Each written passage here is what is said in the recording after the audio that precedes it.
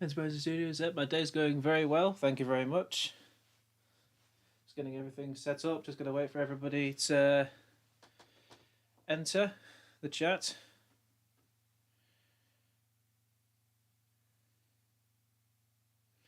Hello, Dan's train room. Hope you. I'm doing. Yeah, I'd say I'm doing all right today. It's been a lovely weather, even though nothing's open. But now I'm just gonna wait for people to join. Just give them like a couple of minutes.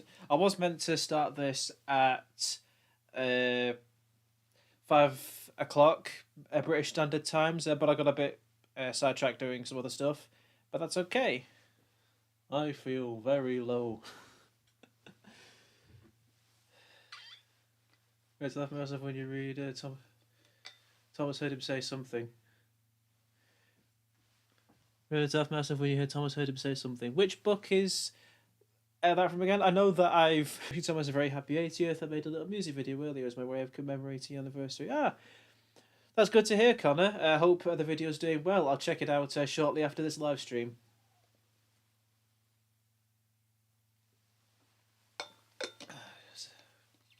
Yeah, just leave it time for people to join in. Just getting everything set up. Got a bottle of water with me and a can of Pepsi to keep me hydrated and awake. Just hang on, what's this? Enough videos to maintain smooth streaming. I don't know. Where is buffering? Oh dear. Just when I need it. Just when I need it, it starts buffering. Can I just close that down? Or do I have... Oh, how do I know that? It's not buffering now. Okay, that's good. Good luck reading the books. Thank you, Tommy. It's gonna be an endeavour. I haven't read the rest except for recently, the first time in Japanese. Oh, that's pretty cool. So the rest of the live Saturday, I saw you play Sonic Adventure 2. Yep, that was a fun stream. Just played a bit of Sonic Adventure 2 and Mario Sunshine. Typical, yeah. It is typical Dirty Percy of a stream to do this right when I need it. Just going to leave it... But once it gets to 5 minutes in, I think we can get started with this. It's just waiting for enough people to join in on this. From the second story of Thomas and the Great Railway Show. Right, okay. I'm staying here for as a plan, staying here for the whole thing. I appreciate that. Obviously, feel free. Obviously, guys, feel free to jump in and out of the live stream as you see fit. You know, I may not get to like your favorite Rainbow Series book until much later, and then you'll hear your friends saying, "Hey, Luke is up to this book," and then they'll go, "Oh right, I'll join back in," because this is a day that's meant for watching other Thomas content. That's what this day's for, especially since the Unlucky Tug has just put out his complete history of Thomas the Tank Engine for Sodo's Finest. The fucking Bible's passage worth of a video that is. Hello, happy 18th anniversary. Hey, Smiley the cool dog. Would you say that it's canonical the first time Thomas heard a swear word? The first time that Thomas would have heard it, yeah. I don't think it's the first time they've implied swearing in the Railway series. I think that was in Tramway Engines when they said an angry farmer was telling Mavis just what she could do with her train. I think that was the first time of implied swearing. Hello, Diesel D7101. Play Don't Pause, welcome. Okay, now that we're about 6 minutes in, I feel like we could get started with this, and I'm about to wow you guys with something quite new for these live streams. Well, specifically for this one for now, until I get a sort of like a USB extension. But I feel like I surprise you guys right now. 3, 2, 1. We have a webcam. We have a webcam for the live streams. Normally, I would hate using these because I feel like I'm being constantly observed, which is one of the reasons why I found live streaming without a webcam much easier, because you guys can't see me, and I feel like without being watched, then I can relax a bit easier, I think. But no, we finally have a webcam. We got this for about 12 quid from a shop recently. What I need is like like a USB like extension for using both like this and my other like recording equipment, because it pretty much requires that I strap my PC down with like USB slots and wires and all that stuff if I want to record gameplay stuff. But yeah, this good old webcam is going to be part of this live stream. So if you Lucas, your suit is too powerful. You're breaking the stream. I noticed that it said it's still not receiving enough video to maintain this. Wait, is it still? Hang on. Hold on, I'll try resetting the thing. Resetting the Creative Studio. That might fix it.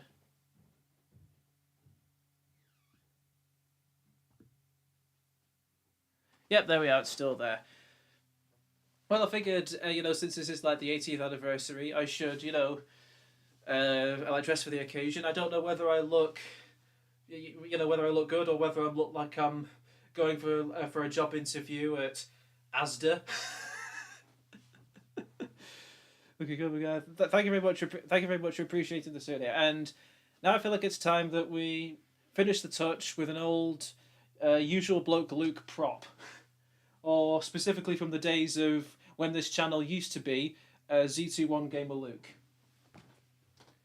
The trusted old hat, the hat that I think I got this back in like 2013. I did, but I figured this completes. This is going to complete the look. And I'm going to see if I can do that. Like the hat trick. Where people hold up the hat like that, and then they like flip it onto their head. I'm going to see if I can like do that. I have done it successfully before, but I'm going to try it now. Okay. Right. So. Right. 3, 2, 1. Ah. It's all right. So let me just practice it first. So I'm just going to like bend it like. Oh, I see. So I bend like that and then push it up like that. Okay. All right.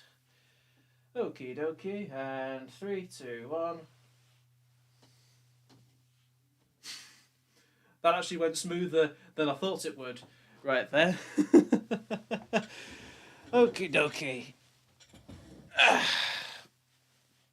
Right. Let's get started with this, shall we, guys?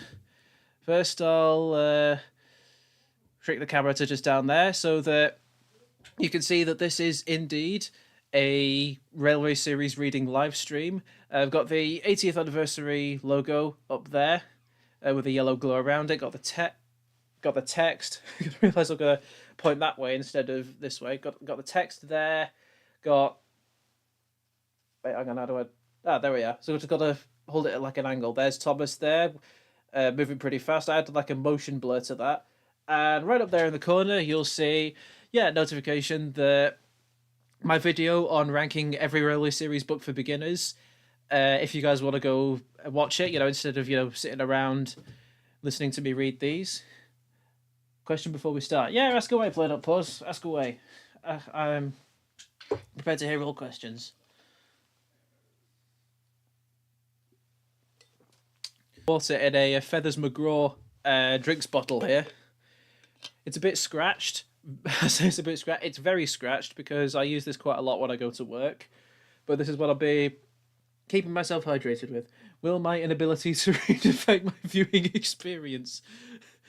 No, because you won't see the text on screen. You'll just be seeing me reading the books. Welcome, Spoiled Fire. Watching The Adventure Begins. Oh, that's a good way to spend the day. Definitely, considering, that special celebrated the 70th anniversary. But why not watch it, to celebrate the 80th? Definitely. The new controller instead of Richard Topham hat. What's your favourite book? Question for everyone. Well, my answer, which is a book that I will definitely get to, is this one here. Gallant Old Engine. This is what I would consider my personal favourite book of the Railway series, and part of that is a little bit of like a bias for this book specifically, because back during the Audrey extravaganza during 2023, I got it signed by Veronica Chambers and Tim Dunn. Let's see if the webcam focuses on that. There we go. Nice little signature there, forever implanted on the. You look like a drunk Topham hat. And let me tell you, these engines, they've got faces, and I know you're looking at me like, what the hell? But if you face the smoke boxes, I tell you, there's eyes in them, staring into its soul. But no, that's my answer for my favourite Railway Series book, definitely. Alright. Let's minimise that down there so we can still see everything on screen. I did watch my favourite episode of Wilbur Audrey from season 1 to 4. Yeah. Topham gets tipsy in another Thomas adventures.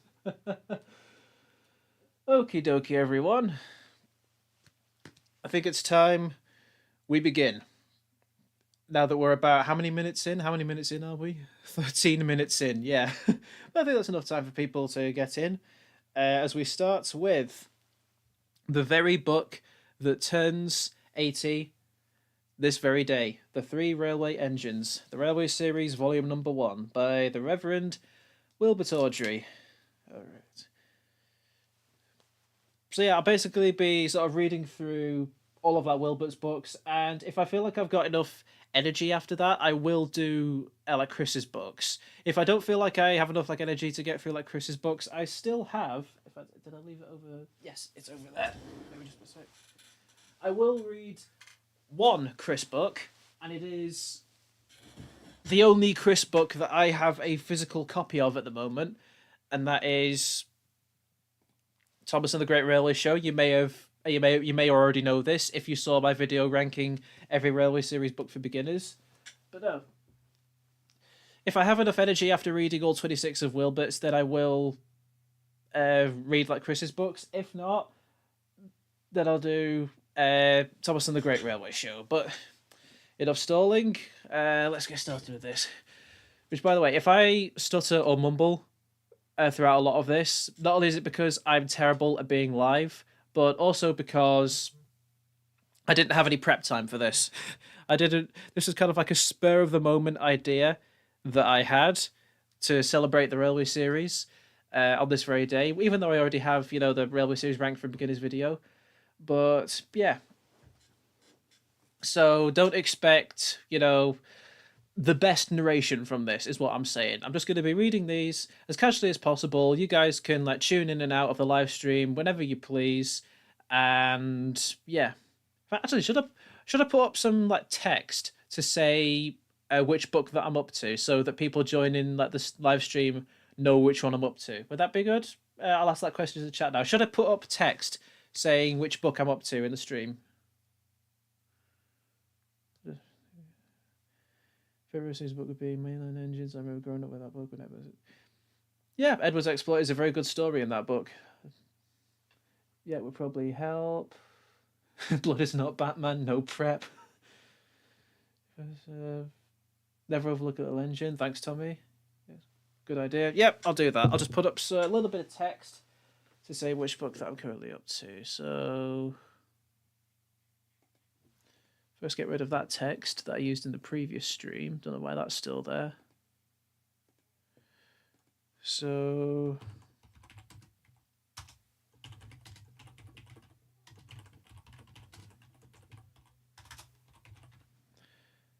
bring that up there. Shrink it down. It's not going to have any drop shadow on it, so it may be a bit hard to read. But let's see if I can actually change the properties on that a little bit. Can I? See, maybe it's like a much bolder font. Where's the Helvetica one? Right. There we go.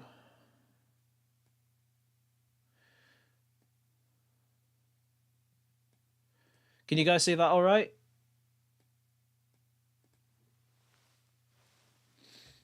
Change it to yellow if you can, it'll be easier to read. Ah, okay. Right. Where's the colour on this?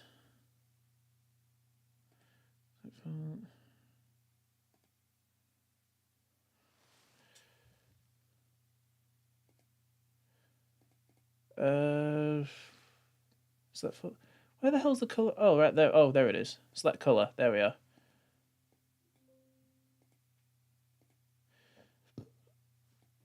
Okay, that's a bit easier to read, I think. Just a bit though. Maybe like shrink it down to there. Can you guys see that all right?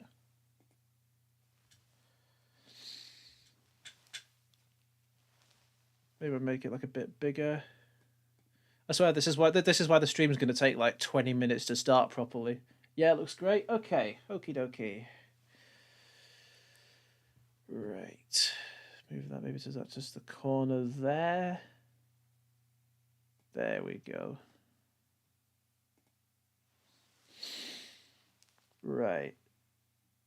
Are you going in order of the books or using a random generator? I'm going in order. I feel like it's only natural to, not only because we're starting with the very book that turns 80 today, but also because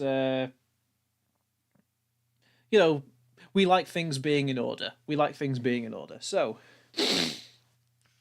all right. If you guys are sitting comfortably and have not left the stream out of this thing taking bloody ages to start, let's begin. So, the Railway Series #1, The Three Railway Engines, written by the Reverend W. Awdry.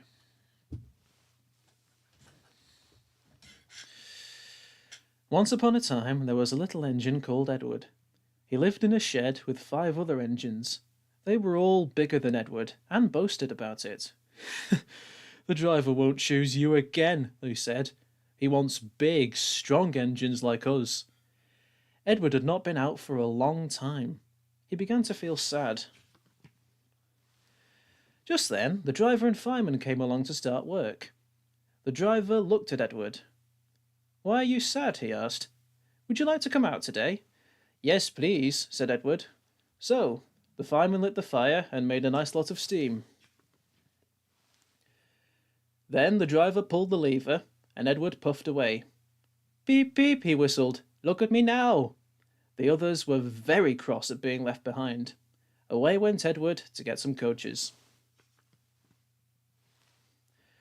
"Be careful, Edward," said the coaches. "Don't bump and bang us like the other engines do." So, Edward came up to the coaches very, very gently, and the shunter fastened the coupling. "Thank you, Edward," said the coaches. "That was kind. We are glad you are taking us today." Then they went on to the station where the people were waiting. "Beep, beep," Edward whistled. "Get in quickly, please." So the people got in quickly, and Edward waited happily for the guard to blow his whistle and wave his green flag. He waited and waited.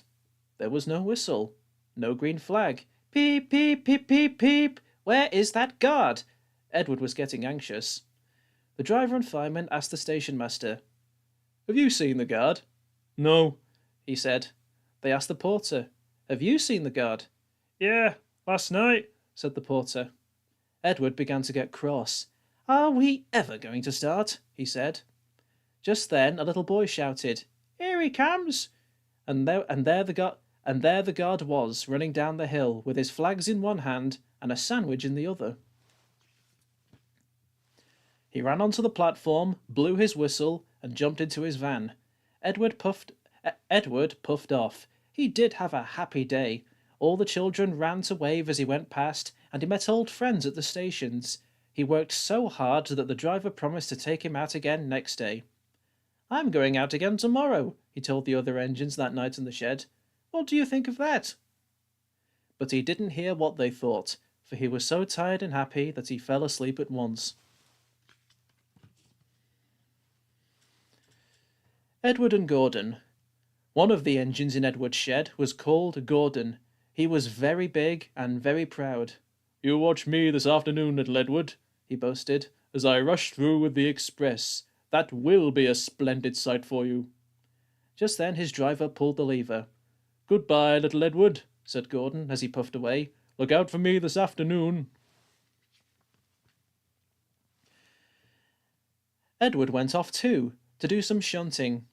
Edward liked shunting. It was fun playing with trucks. He would come up quietly and give them a pull. "Oh, oh, oh, oh, oh, oh!" screamed the trucks. "Whatever is happening?" Then he would stop and the silly trucks would go bump into each other. "Oh, ah, oh!" they cried again.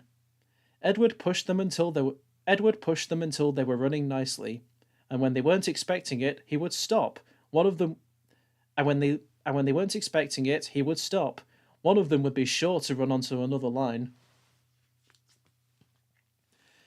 Edward played till there were no more trucks. Then he stopped to rest. Presently he heard a whistle. Gordon came puffing along very slowly and very crossly. Instead of nice shining coaches, he was pulling a lot of very dirty trucks. "A goods train, a goods train, a goods train," he grumbled. "The shame of it, the shame of it, the shame of it." He went slowly through, with the trucks clattering and banging behind him. Edward laughed and went to find some more trucks. Soon afterwards, a porter came up and spoke to his driver. "Gordon can't get up the hill. Will you take Edward and push him, please?" They found Gordon halfway up the hill and very cross. His driver and fireman were talking to him severely. "You're not trying," they told you. "I can't do it," said Gordon. "The noisy trucks hold an engine back so. If they were coaches now, clean, sensible things that come quietly, that would be different." Edward's driver came up. "We've come to push," he said. "No use at all," said Gordon. "You wait and see," said Edward's driver. They brought the train back to the bottom of the hill. Edward came up behind the brake van ready to push. "Peep, peep, I'm ready," said Edward. "Poop, poop, no good," grumbled Gordon. The guard blew his whistle, and they pulled and pushed as hard as they could. "I can't do it, I can't do it, I can't do it," puffed Gordon. "I will do it, I will do it, I will do it," puffed Edward. "I can't do it, I will do it, I can't do it, I will do it, I can't do it, I will do it," they puffed together. Edward pushed and puffed and puffed and pushed as hard as ever he could, and almost before he realized it, Gordon found himself at the top of the hill. "I've done it, I've done it, I've done it," he said proudly, and forgot all about Edward pushing behind. He didn't wait to say thank you, but ran on so fast that he passed 2 stations before his driver could make him stop. Edward had pushed so hard that when he got to the top, he was out of breath. Gordon ran on so fast that Edward was left behind. The guard waved and waved, but Edward couldn't catch up. He ran on to the next station, and there the driver and fireman said that they were very pleased with him. The fireman gave him a nice long drink of water, and the driver said, "I'll get out my paint tomorrow and give you a nice beautiful coat of blue with red stripes. Then you'll be the smartest engine in the shed." The sad story of Henry. Once an engine attached to a train was afraid of a few drops of rain. It went into a tunnel and squeaked through its funnel and never came out again. The engine's name was Henry. His driver and fireman argued with him, but he would not move. "The rain will spoil my lovely green paint and red stripes," he said. The guard blew his whistle till he had no more breath and waved his flag till his arms ached, but Henry still stayed in the tunnel and blew steam at him. "I am not going to spoil my lovely green paint and red stripes for you," he said rudely. The passengers came and argued too, but Henry would not move. A fat director who was on the train told the guard to get a rope. "We will pull you out," he said, but Henry only blew steam at him and made him wet. They hooked the rope on and all pulled, except the fat director. "My doctor has forbidden me to pull," he said. They pulled and pulled and pulled, but still Henry stayed in the tunnel. Then they tried pushing from the other end, The fat director said, 1, 2, 3, push, but did not help. My doctor has also forbidden me to push, he said.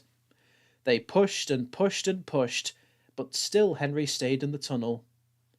At last another train came. The guard waved his red flag and stopped it. The two engine drivers, the 2 firemen, and the 2 guards went and argued with Henry. Look, it has stopped raining, they said. Yes, but it will begin again soon, said Henry. And what would become of my green paint with red stripes then? So they brought the other engine up, and it pushed and puffed and puffed and pushed as hard as ever it could. But still, Henry stayed in the tunnel. So they gave it up. They told Henry, we shall leave you there for always and always and always. They took up the old rails, built a wall in front of him, and cut a new tunnel. Now Henry can't get out, and he watches the trains rushing through the new tunnel. He is very sad because no one will ever see his lovely green paint with red stripes again. But I think he deserved it. Don't you? Edward, Gordon and Henry. Edward and Gordon often went through the tunnel where Henry was shut up. Edward would say, "Peep, peep, hello." And Gordon would say, "Poop, poop, poop, serves you right." Poor Henry had no steam to answer. His fire had gone out. Soot and dirt from the tunnel had spoilt his lovely green paint and red stripes. He was cold and unhappy, and wanted to come out and pull trains too.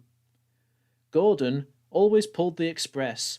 He was proud of being the only engine strong enough to do so. There were many heavy coaches full of important people like the fat director who had punished Henry.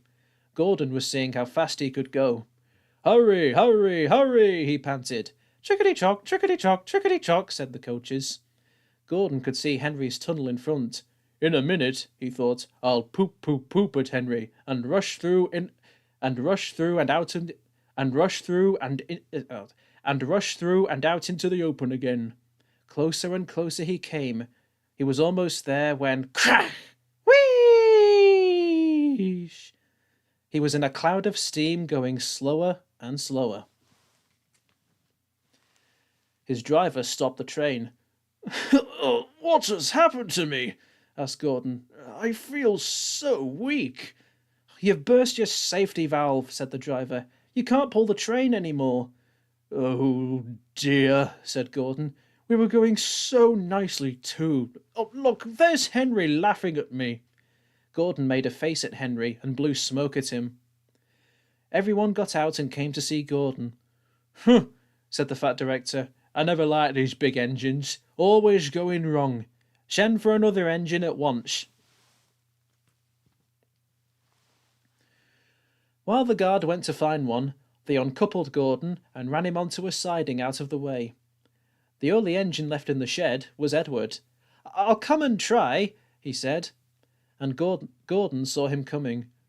"That's no use," he said. "Edward can't pull the train." Edward puffed and pulled and pulled and puffed, but he couldn't move the heavy coaches. "I told you so," said Gordon rudely. "Why not let Henry try?" "Yes," said the fat director. "I will." Will you help pull this train, Henry?" he asked. "Yes," said Henry at once. So Gordon's driver and fireman lit his fire. Some plate layers broke down the wall and put back the rails, and when he had steam up, Henry puffed out. He was dirty, his boiler was black, and he was covered with cobwebs. "Oh, I'm stiff, he groaned. "You better have a run to ease your joints, and find a turntable," the fat director said kindly. Excuse me. Henry came back feeling better, and they put him in front. "Peep, peep," said Edward. "I'm ready." "Peep, peep, peep," said Henry. "So am I." Pull hard, pull hard, pull hard, puffed Edward. We'll do it, we'll do it, puffed Henry. "Pull hard, we'll do it, pull hard, we'll do it, pull hard, we'll do it," they puffed together. The heavy coaches jerked and began to move, slowly at first, then faster and faster. "We've done it together! We've done it together! We've done it together!" said Edward and Henry. "You've done it, hooray! You've done it, hooray! You've done it, hooray!" sang the coaches. All the passengers were excited.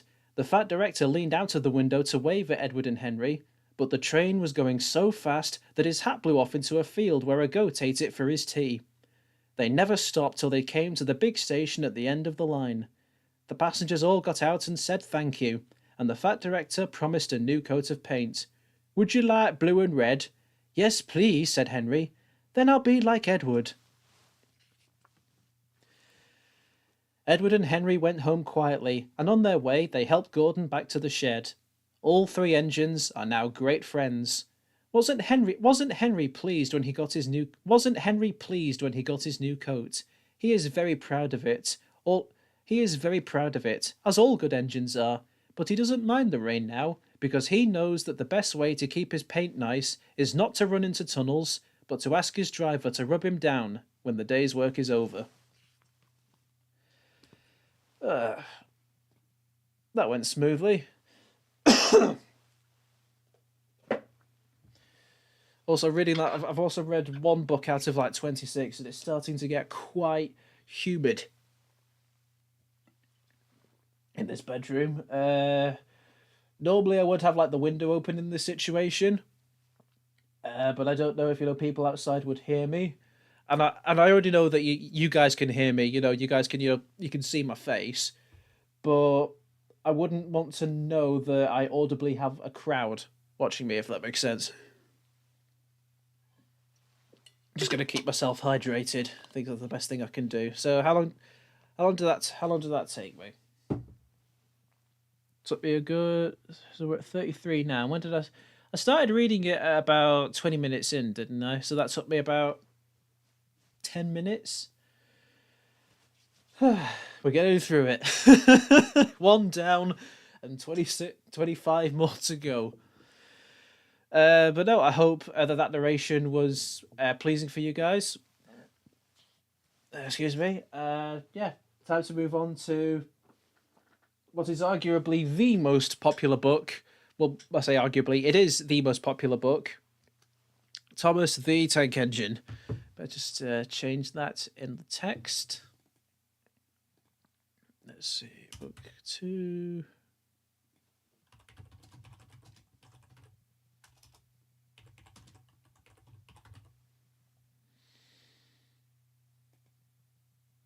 Book 2, Thomas the Tank Engine. One day I'll have the version with the Reginald Payne illustrations, because they're honestly what I prefer out of it. So, bloody hell, shook the table there. Okie dokie. Not wasting any time. Let's just get straight into it. Ah, yes, of course, we have the foreword. The first of many forewords throughout the series. So let's rearrange my hat a little bit. Dear Christopher, here is your friend, Thomas the Tank Engine. He wanted to come out of his station yard and see the world. These stories tell you how he did it. I hope you will like them, because you helped me to make them. Your loving Daddy. All right. I also realised that people now have an audio recording of me saying Daddy, and I don't know how I feel about that. Anyway, let's move on. Oh, I didn't even read the title, did I? The Railway Series number 2, Thomas the Tank Engine, written by the Reverend Wilbert Awdry. Thomas and Gordon. Thomas was a tank engine who lived at a big station. He had 6 small wheels, a short stumpy funnel, a short stumpy boiler, and a short stumpy dome. He was a fussy little engine, always pulling coaches about. He pulled them to the station for the big engines to take out on journeys. He pulled them to the station ready for the big engines to take out on long journeys. And when trains come in and the people have got out, he would pull the empty coaches away so that the big engines could go and rest. He was a cheeky little engine too. He thought no engine worked as hard as he did, so he used to play tricks on them. He liked best of all to come quietly beside a big engine dozing on a siding and make him jump. Peep, peep, peep, peep, peep. Wake up, lazy bones, he would whistle. Why don't you work hard like me? He would laugh rudely and run away to find some more coaches. One day, Gordon was resting on a siding. He was very tired. The big express he always pulled had been late, and so he had to run fast. And so he had to run as fast as he could to make up for lost time. He was just going to sleep when Thomas came up in his cheeky way. Wake up, lazy bones, he whistled. Do some hard work for a change. You can't catch me. And he ran off laughing. Instead of going to sleep again, Gordon thought how he could pay Thomas out. One morning, Thomas wouldn't wake up. His driver and fireman couldn't make him start. His fire went out, and there was not enough steam. It was nearly time for the express. The people were waiting, but the coaches weren't ready. At last, Thomas started. Oh dear, he yawned. Come on, said the coaches. Hurry up! Thomas gave them a rude bump and started for the station. Don't stop dawdling, he grumbled. Where have you been? Asked the coaches crossly. Thomas fussed into the station where Gordon was waiting. Poop, poop, poop! Hurry up, you, said Gordon crossly. Peep, pip, peep! Hurry yourself, said cheeky Thomas. Yes, said Gordon, I will. And almost before the coaches had stopped moving, Gordon came out of his siding and was coupled to the train. Poop, poop, he whistled. Get in quickly, please. So the people got in quickly, the signal went down, the clock struck the hour, the guard waved his green flag, and Gordon was ready to start. Thomas usually pushed behind the big trains to help them start, but he was always uncoupled first, so that when the train was running nicely, he could stop and go back. This time he was late, and Gordon started so quickly that they forgot to uncouple Thomas. Poop, poop, said Gordon. Peep, peep, peep, whistled Thomas. Come on, puffed Gordon to the coaches. Pull harder, puffed Thomas to Gordon. The heavy train slowly began to move out of the station. The train went faster and faster, too fast for Thomas. He wanted to stop, but he couldn't. Peep, peep, stop, he whistled. Hurry, laughed Gordon in front. You can't get away, laughed the coaches. Poor Thomas was going faster than he had ever gone before. He was out of breath and his wheels hurt him, but he had to go on. I shall never be the same again, he thought sadly. My wheels will be quite worn out. At last, they stopped at a station. Everyone laughed to see Thomas puffing and panting behind. They uncoupled him, put him onto a turntable, and then he ran onto a siding out of the way. Well, little Thomas, chuckled Gordon as he passed, now you know what hard work means, don't you? Poor Thomas couldn't answer. He had no breath. He just puffed slowly away to rest and had a long, long drink. He went home very slowly, and was careful afterwards never to be cheeky to Gordon again.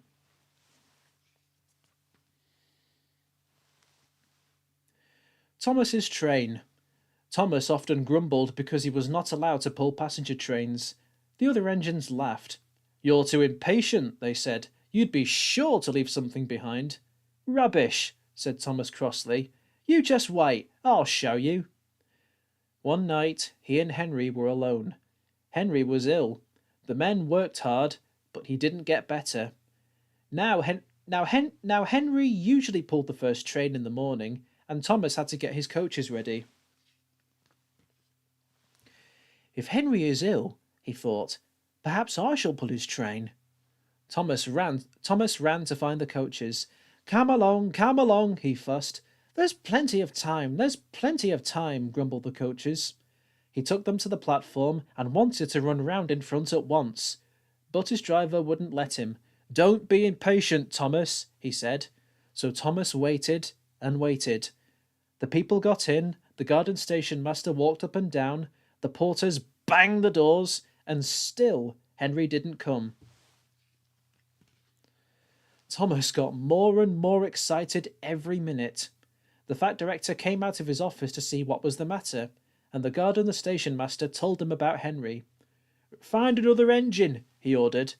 There's only Thomas, they said. You'll have to do it then, Thomas. Be quick now. So Thomas ran round to the front and back down onto the coaches, ready to start. Don't be impatient, said his driver. Wait till everything is ready. But Thomas was too excited to listen to a word he said.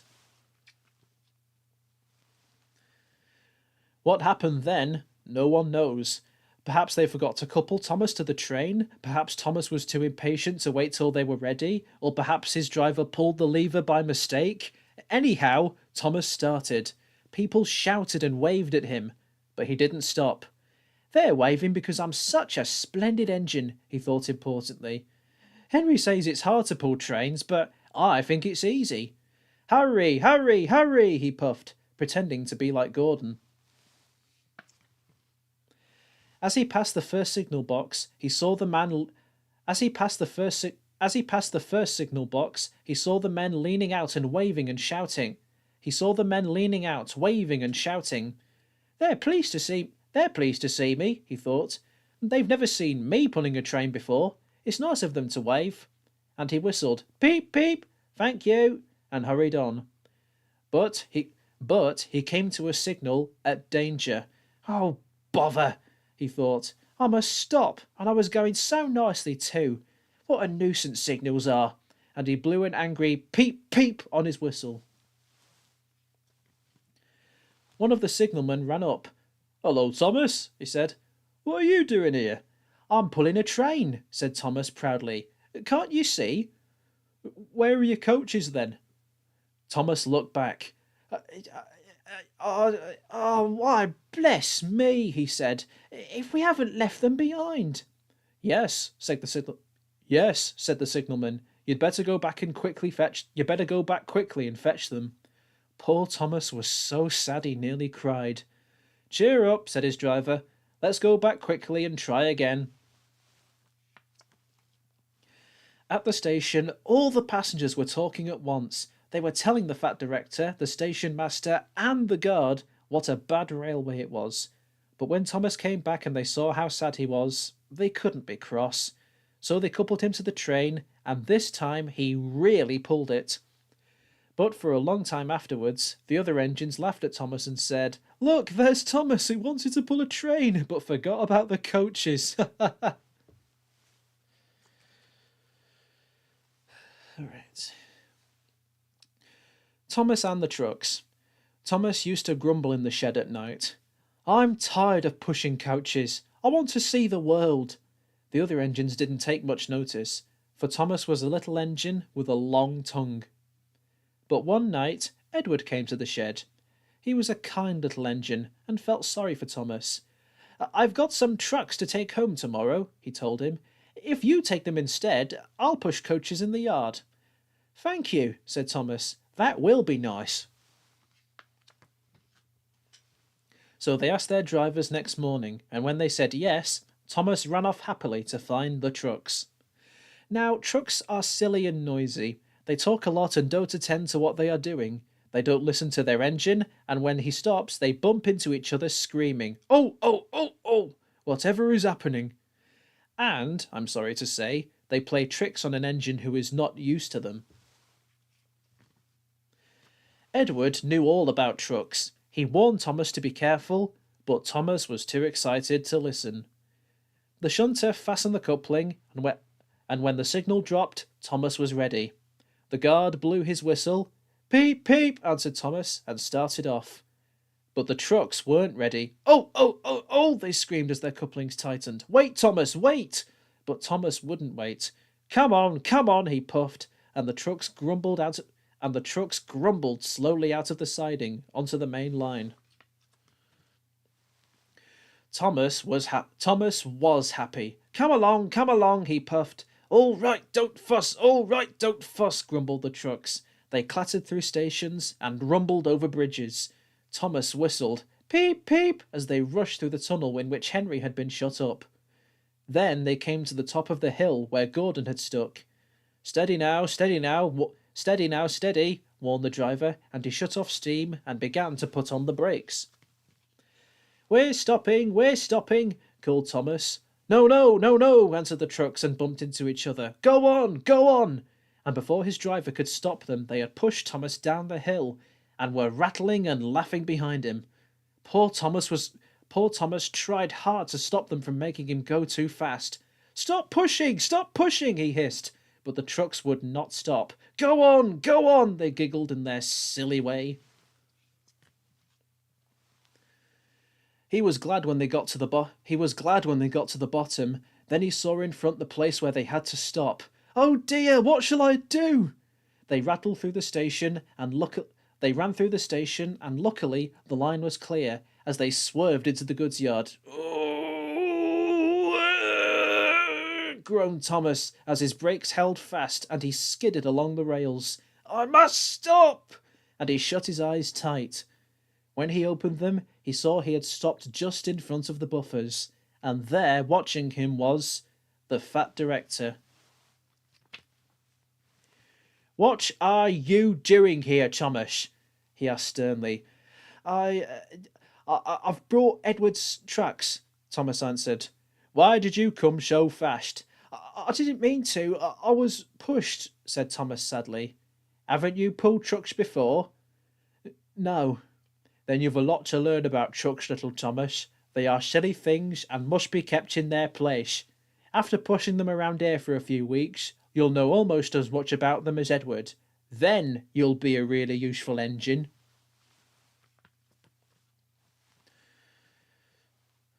Thomas and the breakdown train. Every day the fat director came to the station to catch his train. He always said hello to Thomas. There were lots of trucks in the yard. Different ones came in every day, and Thomas had to push and pull them into the right places. He worked hard. He knew now that he wasn't so clever as he had thought. Besides, the fat director had been kind to him, and he wanted to learn all about trucks so as to be a really useful engine. But on a siding by themselves were some trucks that Thomas was told he mustn't touch. There was a small coach, some flat trucks, and two strange things his driver called cranes. That's the breakdown train, he said. When there's an accident, the workmen get into their coach, and the engine takes them quickly to help the hurt people and to clear and mend the line.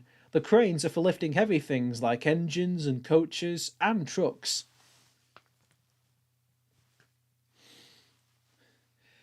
One day, Thomas was in the yard when he heard an engine whistling, "Help! Help!" and a goods train came rushing through much too fast. The engine, a new one called James, was frightened. His brake blocks were on fire, and smoke and sparks streamed out on each side. They're pushing me! He panted. On, laughed the trucks. And still whistling, "Help! Help!" poor James disappeared under a bridge. I'd like to teach those trucks a lesson, said Thomas the Tank Engine. Presently a bell rang in the signal box, and a man came running. "James is off the line! The breakdown train! Quickly!" he shouted. So Thomas was coupled on, the workmen jumped into their coach, and off they went. Thomas worked his hardest. Hurry, he puffed, and this time he wasn't pretending to be like Gordon. He really meant it. Oh, bother those trucks and their tricks, he thought. I hope poor James isn't hurt. They found James and the trucks at a bend in the line. The brake van and the last few trucks were on the rails, but the front ones were piled in a heap. James was in a field with a cow looking at him, and his driver and fireman were feeling him all over to see if he was hurt. "Never mind, James," they said. "It wasn't your fault. It was those wooden brakes they gave you. We always said they were no good. Thomas pushed the breakdown train alongside. Then he pulled the unhurt trucks out of the way. Oh dear, they groaned. Serves you right, puffed Thomas crossly.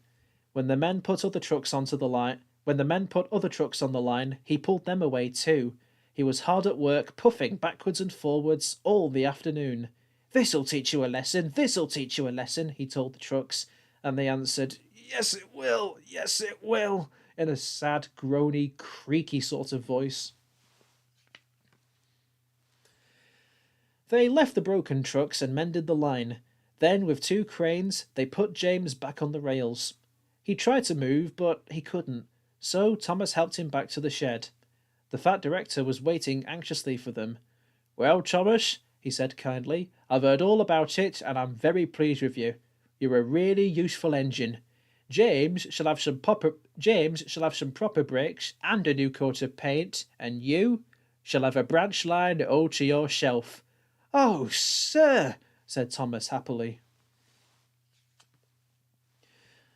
Now Thomas is as happy as can be.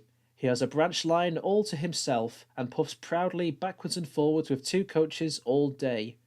He is never lonely because there is always some engine to talk to at the junction. Edward and Henry stop quite often and tell him the news.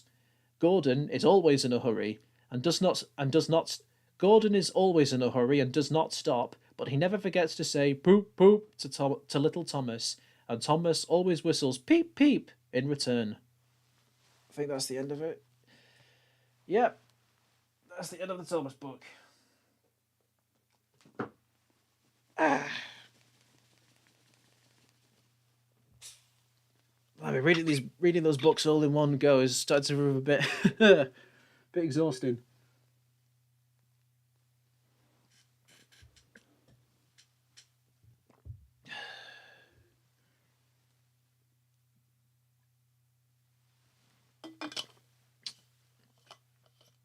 The music from the episode played in my head. Funnily enough, Dirty Percy, the same thing happened with me when I was reading that. Alright. Book number 3. Most famously Wilbur Awdry's least favourite book, but a book of the Railway series nonetheless.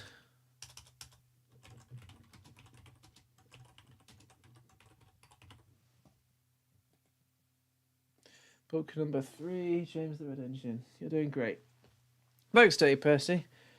Your narration has been good so far. Will he make it a pop special? That is to be decided, Thomas Theorist, because I'm about 2 books in, and I feel like I'm already starting to regret wearing the suit. It is getting a bit hot in this room, but we move on to James the Red Engine. Good to know that I'm doing a good job so far with the narration. Dear friends of Edward, Gordon, Henry, and Thomas, thank you for all your kind letters. Here is the new book. Here is the new book for which you asked. James, who crashed into the story of Thomas the Tank Engine, settles down and becomes a useful engine. We are nationalised now, but the same engines still work the region. I am glad too to tell you that the fat director, who understands our friend's ways, is still in charge, but is now the fat controller. I hope you will enjoy this book too. The author. Studio work is going on. Basically, Alex, I am reading through all 26 Railway Series books live, and depending on if I have enough energy after it, I'll read like Chris's books. If not, then I'll settle with reading the one Chris book that I do have, which is Thomas and the Great Railway Show. But for now, the Railway Series number 3, James the Red Engine, written by the Reverend Wilbur Awdry. James and the Top Hat. James was a new engine who lived at a station at the end of the line. He had two small wheels in front and 6 driving wheels behind. They weren't as big as Gordon's, and they weren't so small as Thomas's. "You're a special mixed traffic engine," said the Fat Controller told him. You'll be able to pull coaches or trucks quite easily. But trucks are not easy things to manage, and on his first day they had pushed him down a hill into a field. He had been ill after the accident, but now he had new brakes and a shiny coat of red paint. The red paint will cheer you up after your accident," said the Fat Controller kindly. You are to pull coaches today, and Edward shall help you." They went together to fetch the coaches. "Be careful with the coaches, James," said Edward. They don't like being bumped. Trucks are silly and noisy. They need to be bumped and taught to behave, but coaches get cross and will pay you out." They took the coaches to the platform and were both coupled on in front. The Fat Controller, the station master, and some little boys all came to admire James's shining rods and red paint. James was pleased. "I am a really splendid engine," he thought, and suddenly let off steam. Wheesh! The Fat Controller, the station master, and the guard all jumped, and a shower of water fell on the Fat Controller's nice new top hat. Just then the whistle blew, and James thought they had better go. So they went.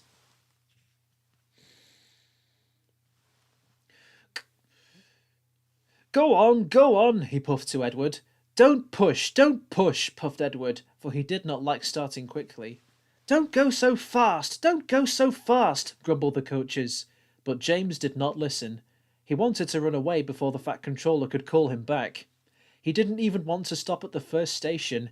Edward tried hard to stop, but the two coaches in front were beyond the platform before they stopped, and they had to go back to let the passengers get out. Lots of people came to look at James, and, as no one seemed to know about the Fat Controller's top hat, James felt happier. Presently they came to a junction where Thomas was waiting with his two coaches. "Hello, James," said Thomas kindly. "Feeling better?" "That's right." "Ah, that's my guard's whistle. I must go. Sorry, I can't stop. I don't know what the Fat Controller would do without me to run this branch line." And he puffed off importantly with his two coaches into a tunnel.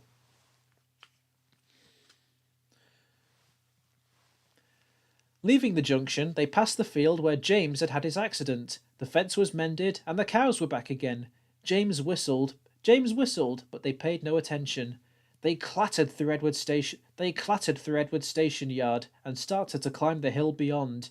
It's ever so steep, puffed James. I've done it before, puffed Edward.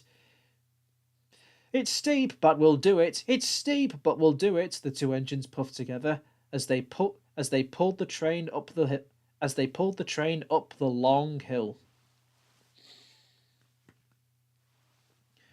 They both rested at the next station. Edward told James how Gordon had stuck on the hill, and he had had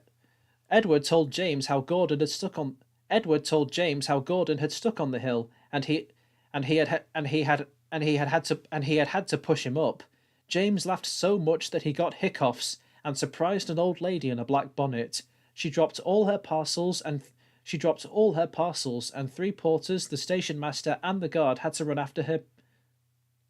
She dropped all her parcels, and all 3 porters, the station master, and the guard had to run after her, picking them up. James was quiet in the shed that night. He had enjoyed his day, but he was a little afraid of what the Fat Controller would say about the top hat. James and the bootlace. Next morning, the Fat Controller spoke severely to James. "If you can't behave, I shall take away your red coat and have you painted blue." James did not like that at all, and he was very rough with the coaches as he brought them to the platform. Come along, he called rudely. All in good time, the coaches grumbled. Don't talk, come on, he answered James, and with the coaches squealing and grumbling after him, he snorted into the station. James was cross that morning. The Fat Controller had spoken to him, the coaches had dawdled, and worst... The Fat Controller had spoken to him, the coaches had dawdled, and worst of all, he had to fetch his own coaches. Gordon never does, thought James, and he's only painted blue. A splendid red engine like me should never have to fetch his own coaches. And he puffed and snorted round to the front of the train, and backed onto it with a rude bump. "Oh!" groaned the coaches. "That was too bad." To make James even more cross, he then had to take the coaches to a different platform where no one came near him as he stood. He then had to take the coaches to a different platform where no one came near him as he stood there. The Fat Controller was in his office, the station master was at the other end of the train with the guard, and even the little boys stood a long way off. James felt lonely. "I'll show them," he said to himself. "They think Gordon is the only engine who can pull coaches." And as soon as the guard's whistle blew, he started off with a tremendous jerk. "Come on, come on, come on," he puffed. And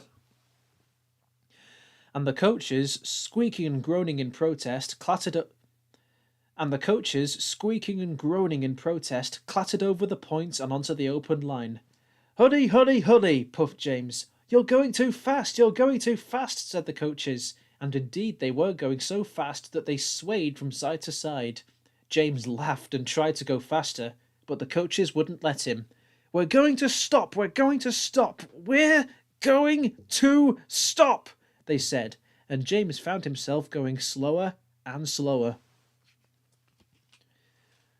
"What's the matter?" James asked his driver. "The brakes are hard on. Leak in the pipe most likely. You've banged the coaches enough to make a leak in anything." The guard and the driver got down and looked at the brake pipe along the train. At last they found a hole where rough treatment had made a joint work loose. How shall we mend it?" said the guard. James's driver thought for a moment. We'll do it with newspaper and a leather bootlace." "Well, where's the bootlace coming from?" asked the guard. "We haven't one." "Ask the passengers," said the driver. So the guard made everyone get out. "Has anyone got a leather bootlace?" he asked. They all said no, except one man in a bowler hat, whose name was Jeremiah Jobling, who tried to hide his feet. "You have a leather bootlace, I see, sir," said the guard. "Please give it to me." "I won't," said Jeremiah Jobling. "Then," said the guard sternly, "I'm afraid this train will just stop where it is." Then the passengers all told the guard, the driver, and the fireman what a bad railway it was. But the guard climbed into his van, and the driver and fireman made James let off steam. So they all told Jeremiah Jobling he was a bad man instead. At last he gave them his laces. The driver tied a pad of newspaper tightly round the hole, and James was able to pull the train. But he was a sadder and wiser James, and took care never to bump coaches again. Troublesome trucks. James did not see the Fat Controller for several days. They left James alone in the shed, and did not even allow him to go out and push coaches. They left James alone in the shed, and did not even allow him to go out and push coaches and trucks in the yard. "Oh dear," he thought sadly, "I'll never be allowed out any more. I shall have to stay in this shed for always, and no one will ever see my red coat again. Oh dear, oh dear." James began to cry. Just then the Fat Controller came along. "I see you are sorry, James," he said. I hope now that you will be a better engine. You have given me a lot of trouble. People are laughing at my railway, and I do not like that at all." "I am sorry, sir," said James. "I will try hard to behave." "There's your good engine," said the Fat Controller kindly. "I want you to pull some trucks for me. Run along and find them." So James puffed happily away. "Here are your trucks, James," said a little tank engine. Have you got some bootlaces ready? And he ran off, laughing rudely. Oh, oh, oh, said the trucks as James backed onto them. We want a proper engine, not a red monster. James took no notice and started as soon as the guard was ready. Come along, he puffed. We won't, screamed the trucks. But James didn't care, and he pulled the screeching trucks sternly out of the yard.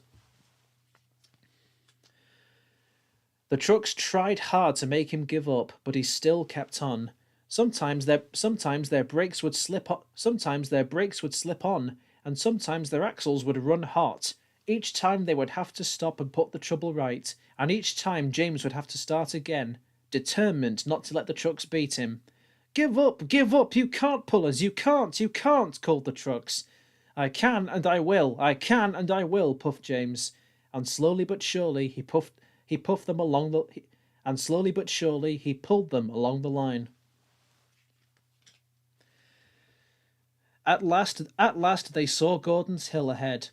Look out for trouble, James, warned his driver. We'll go fast and get them up before they know it. Don't let them stop you. So James went faster, and they were soon halfway up the hill. I'm doing it, he panted. But it was hard work. Will the top never come? He thought. When with a sudden jerk, it all came easier. I've done it, he puffed triumphantly. Hurrah, he thought. It's easy now. But his driver shut off steam. Oh, they've done it again, he said. We've left our tail behind. The last 10 trucks were running backwards down the hill. The coupling had snapped. But the guard was brave. Very carefully and cleverly he made them stop, and then got out and walked down the line with his red flag. That's why it was easy, said James as he backed the other trucks carefully down. What silly things trucks are. They might have been in an accident. Meanwhile, the guard had stopped Edward, who was pulling 3 coaches. Shall I help you, James? Called Edward. No, thank you, answered James. I'll pull them myself. Good, don't let them beat you. So James got ready. Then with a peep peep, he was off. I can do it, he puffed. He pulled and puffed as hard as he could. Peep, peep, peep, peep. You're doing well, whistled Edward, as James slowly struggled up the hill, with clouds of smoke and steam pouring from his funnel. I've done it, he panted, and disappeared over the top. They reached their station safely. James was resting in the yard when Edward puffed by with a cheerful peep peep. Then, walking towards him across the rails, James saw the Fat Controller. Oh dear, what will he say? He asked himself sadly. But the Fat Controller was smiling. I was in Edward's train and saw everything, he said. You've made the most troublesome trucks on the line behave. After that, you deserve to keep your red coat. James and the Express. Sometimes Gordon and Henry slept in James's shed, and they would talk of nothing but bootlaces. James would try to talk about engines who got shot up in tunnels and stuck on hills, but they wouldn't listen, and went on talking and laughing. You talk too much, little James, Gordon would say. A fine, strong engine like me has something to talk about. I'm the only engine who can pull the Express. When I'm not there, they need 2 engines. Think of that. I've pulled expresses for years, and have never once lost my way. I seem to know the right line by instinct, said Gordon proudly. Every wise engine knows, of course, that the signalman works the points to make the engines run on the right lines, but Gordon was so proud that he had forgotten. Wake up, James, he said next morning. It's nearly time for the Express. What are you doing? Odd jobs? Ah, well, we all have to begin somewhere, don't we? Run along now and get my coaches. Don't be late. James went to get Gordon's coaches. They were now all shining with lovely new paint. He was careful not to bump them, and they followed him smoothly into the station, singing happily, We're going away, we're going away. I wish I was going with you, said James. I should love to pull coach. I should love to pull the express and go flying along the line. He left them in the station and went back to the yard, just as Gordon, with much noise and blowing of steam, backed onto the train. The Fat Controller was on the train with other important people, and as soon as they heard the guard's whistle, Gordon started. Look at me now, he puffed, and the coaches glided after him and the coaches glided after him out of the station. Poop poop poop poop poop. Goodbye, little James. See you tomorrow. James watched the train disappear round a curve and then went back to work. He pushed some trucks into their proper sidings and went to fetch some He pushed some trucks into their proper sidings and went to fetch the coaches for another train. He brought the coaches to the platform and was just being uncoupled when he heard a mournfully quiet shh, shh, shh, shh, and there was Gordon trying to slide into the station without being noticed. Hello, Gordon. Is it tomorrow? Asked James. Gordon didn't answer. He just let off steam feebly. Did you lose your way, Gordon? No, it was lost for me, he answered crossly. I was switched off the main line onto the loop. I had to go all around and back again. Perhaps it was instinct, said James brightly. Meanwhile, all the passengers hurried to the booking office. We want our money back, they shouted. Everyone was making a noise, but the Fat Controller climbed onto a trolley and blew the guard's whistle so loudly that they all stopped to look at him. Then he promised them a new train at once. Gordon can't do it, he said. Will you pull it for us, James? Yes, sir, I'll try. So James was coupled on and everyone got in again. Do your best, James, said the Fat Controller kindly. Just then the whistle blew, and he had to run to get in. Come along, puffed James. You're pulling as well, sang the coaches. Hurry, hurry, hurry, puffed James. Stations and bridges flashed by, the passengers leaned out of the windows and cheered, and they soon reached the terminus. Everyone said thank you to James. Well done, said the Fat Controller. Would you like to pull the express sometimes? Yes, please, answered James happily. Next day, when James came by, Gordon was pushing trucks into the yard. I like some quiet work for a change, he said. I'm teaching these trucks manners. You did well with those coaches, I hear. Good, we'll show them, and he gave his trucks a bump, making them cry, oh, oh, oh, oh. James and Gordon are now good friends. James sometimes takes the express to give Gordon a rest. Gordon never talks about bootlaces, and they are both quite agreed on the subject of trucks.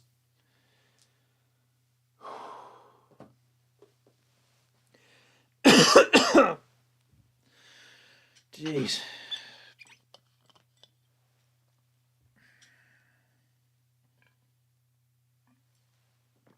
Okay, so I'm about 3 books in, and it's taking a bit longer than I thought it would. Hey, Oliver. Happy 80th. So I don't think, reasonably, I'd be able to get through all of the books. Which is a shame, but these things happen because I've read those 3 books, one after the other, without kind of stopping, and I'm starting to feel the strain a bit.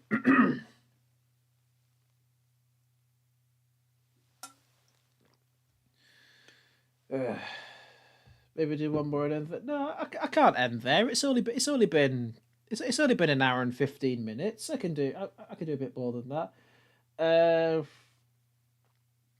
Maybe I can find just some way to sort of take a short break to refill water. My water. Yeah, I'll put some text up saying that I'm just gonna take a momentary break to refill on water, and then I'll be back in just a moment. Hang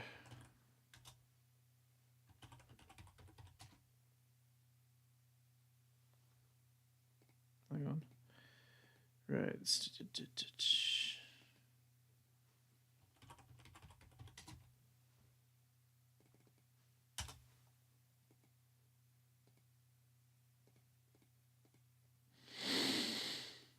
text up, okay.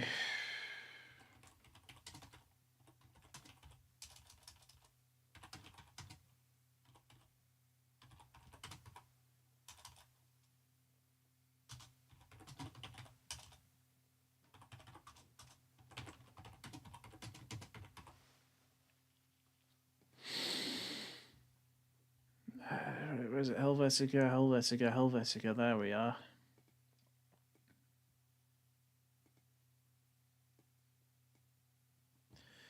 Just turn the webcam off there for a bit. As I put the text there.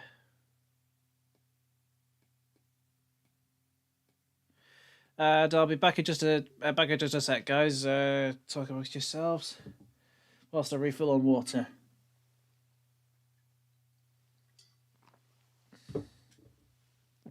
Oh, is that a donation that I see in the thing?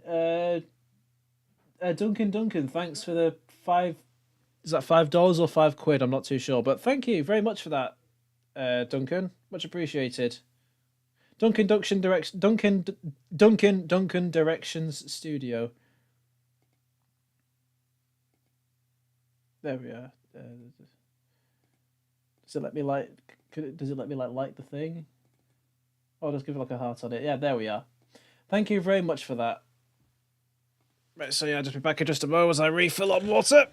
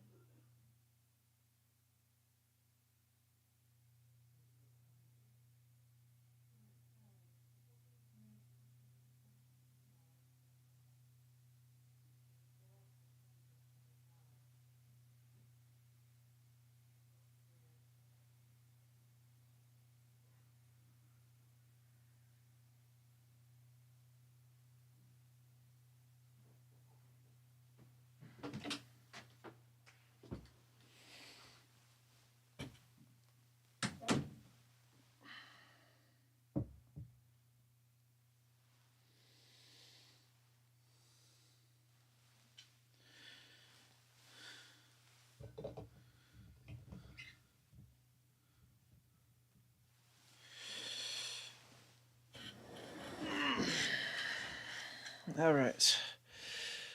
Bring that text down. No, not that one. This. Right.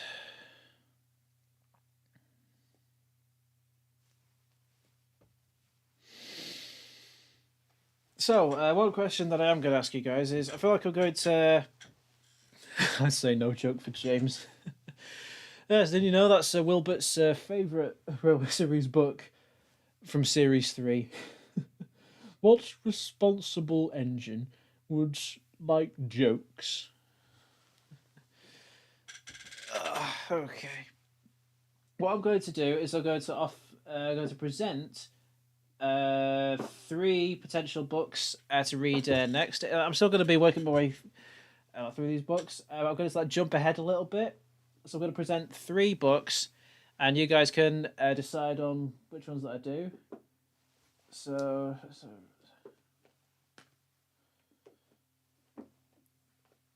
all right.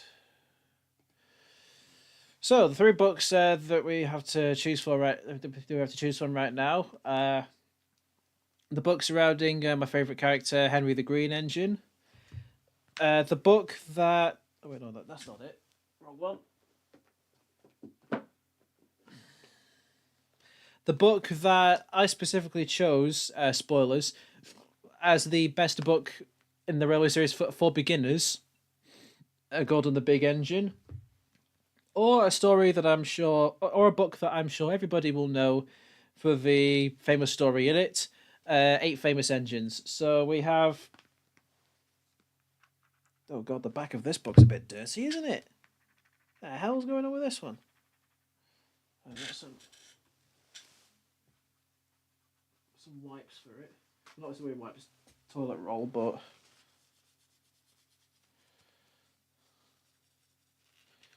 why is the back of it so grimy? Hang on. Bear with me, ladies and gents. Doing a bit of spring cleaning.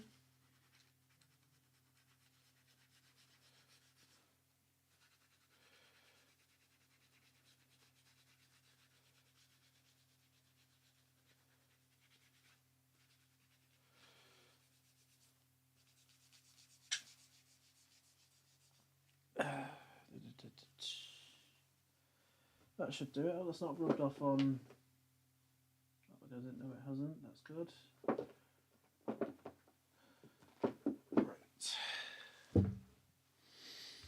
So, seeing one for Henry. Let's say some one for Gordon the Big Engine. The Big Engine. 8 famous engines. Gordon the Big Engine. Okay, so we've got so these 3 books to choose from to do next. So take your picks.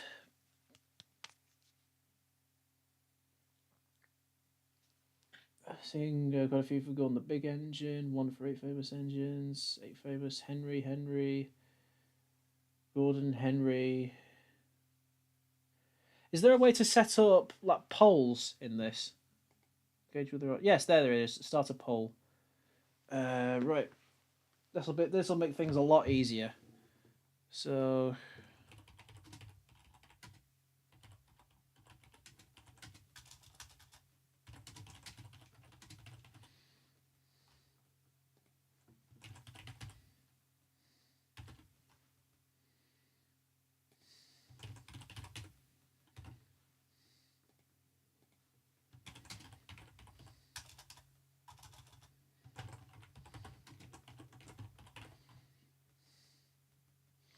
let's start the poll there. See, I voted the poll up top. That should make things a lot easier.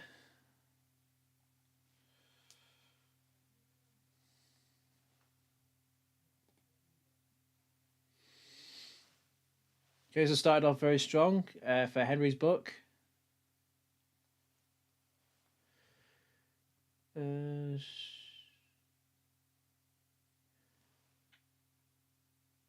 Any more sudden changes?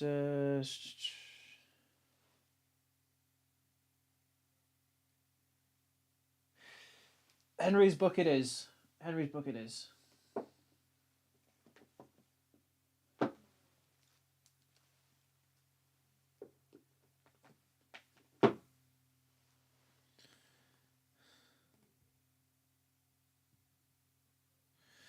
Okie dokie. Right. Let's bring the small screen. No, let's bring the small screen back. There we are. Book 6. Henry. I mean, it only seems fitting that I read Henry's book, considering it was my video about Henry that was my first like major like big Thomas and Friends video for my channel.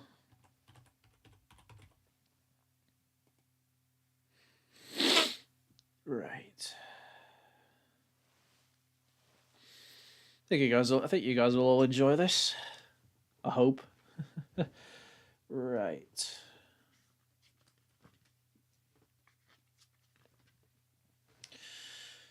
Dear friends, here is more news from the region. All the engines now have numbers as well as names. You will see them in the pictures. They are as follows: Thomas 1, Edward 2, Henry 3, Gordon 4, James 5, Percy 6. Then I expect you were sorry for Henry, who was often ill and unable to work. He gave Sir Topham Hatt, who is of course our Fat Controller, a lot of worry. Now Henry has a new shape and is ready for anything. These stories will tell you all about it. The author. So, The Railway Series number 6, Henry the Green Engine, written by the Reverend Wilbert Awdry. I suffer dreadfully, and no one cares. Rubbish, Henry, snorted James. You don't work hard enough. Henry was bigger than James, but smaller than Gordon. Sometimes he could pull trains, sometimes he had no strength at all. The Fat Controller spoke to him too. You're too expensive, Henry. You've had lots of new parts and new paint too, but they've done you no good. If we can't make you better, we must get another engine instead of you. This made Henry, his driver and his fireman very sad.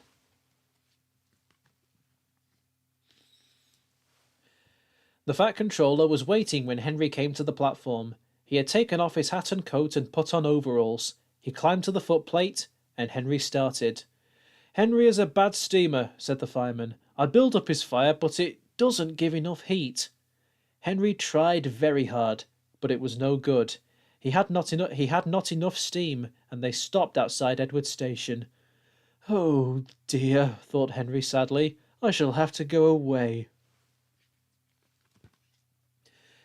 Edward took charge of the train. Henry stopped behind. What do you think is wrong? What do you think is wrong, fireman? Asked the Fat Controller. The fireman mopped his face. Excuse me, sir, he answered, but the coal is wrong. We've had a poor lot lately, and today it's worse. The other engines can manage. They have big fireboxes. Henry's is small and can't make the heat. With Welsh coal, he'd be a different engine. It's expensive, said the Fat Controller, thoughtfully, but Henry must have a fair chance. James shall go and fetch some. When the Welsh coal came, Henry's driver and fireman were excited. Now we'll show them, Henry, old fellow. They carefully oiled all his joints and polished his brass till it shone like gold. His fire had already been lit, so the fireman made it carefully. He put large lumps of coal like a wall round the outside, then covered the glowing middle part with smaller lumps. You're spoiling my fire, complained Henry. Wait and see, said the fireman. We'll have a roaring fire, just when we want it. He was right. When Henry reached the platform, the water was boiling nicely, and he had to let off steam to show how happy he was. He made such a noise that the Fat Controller came out to see him. How are you, Henry? Peep, peep, peep, whistled Henry. I feel fine. Have you a good fire, driver? Never better, sir, and plenty of steam. No record breaking, warned the Fat Controller, smiling. Don't push him too hard. Henry won't need pushing, sir. I'll have to hold him back. Henry had a lovely day. He had never felt so well in his life. He wanted to go fast, but his driver wouldn't let him. Steady, old fellow, he would say. There's plenty of time. They arrived early at the junction. Where have you been, lazy bones? Asked Henry when Thomas puffed in. Oh, I can't wait for dawdling tank engines like you. Goodbye. Whoosh, said Thomas to Annie and Clarabelle as Henry disappeared. Have you ever seen anything like it? Both Annie and Clarabelle agreed that they never had.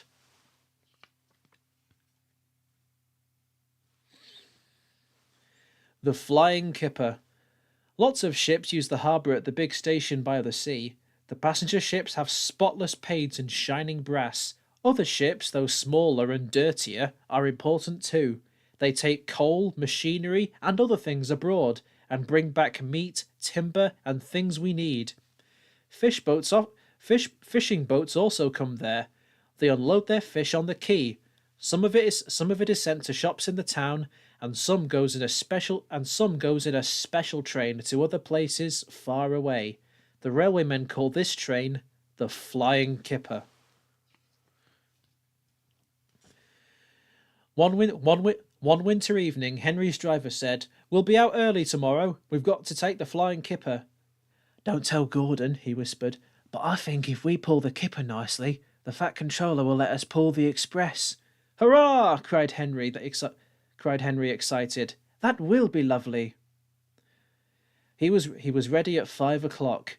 There was snow and frost. Men hustled and shouted, loading the vans with crates of fish. The last door banged, the guard showed his green lamp, and they were off. Come on, don't be silly, puffed Henry to the vans, as his wheels slipped on the icy rails. The vans shuddered and groaned. Trock, trick, all right, they answered grudgingly. That is better, puffed Henry more happily, as the train began to gather speed. Thick clouds of smoke and steam poured from his funnel into the cold air, and when his fireman put on more coal, the fire's light shone brightly onto the snow around. Hurry, panted Henry. They whooshed under bridges and clattered through stations, green signal lights showing as they passed. They were going well. The light grew better, and a yellow signal appeared ahead. Distant signal up, thought Henry. Caution. His driver, shutting off steam, prepared to stop, but the home signal was down. All clear, Henry. Away we go. They couldn't know that the points from the main line to a siding were frozen, and that the signal should have been set at danger, and that a signal should have been set at danger. A fall of snow had forced it down. A goods train was waiting in the siding to let the flying kipper pass. The driver and fireman were drinking cocoa in the brake van. The guard pulled out his watch. The kipper's due, he said. Who cares, said the fireman. This is good cocoa. The driver got up. Come on, fireman, back to our engine. Hey, the fireman grumbled. I haven't finished my cocoa yet. A sudden crash. The brake van broke. A sudden crash. The brake van broke. The three men shot into the air like jacks in the box and landed in the snow outside. Henry's driver and fireman jumped clear before the crash. The fireman fell headfirst into a heap of snow. He kicked so hard that the driver couldn't pull him out. Henry sprawled on his side. He looked surprised. The goods train fireman waved his empty mug. You clumsy great engine! The best cup of cocoa I've ever had, and you bump into me and spill it all.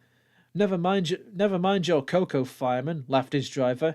Run and telephone the breakdown gang. The gang soon cleared the line, but they had hard work lifting Henry to the rails. The fat controller came to see him.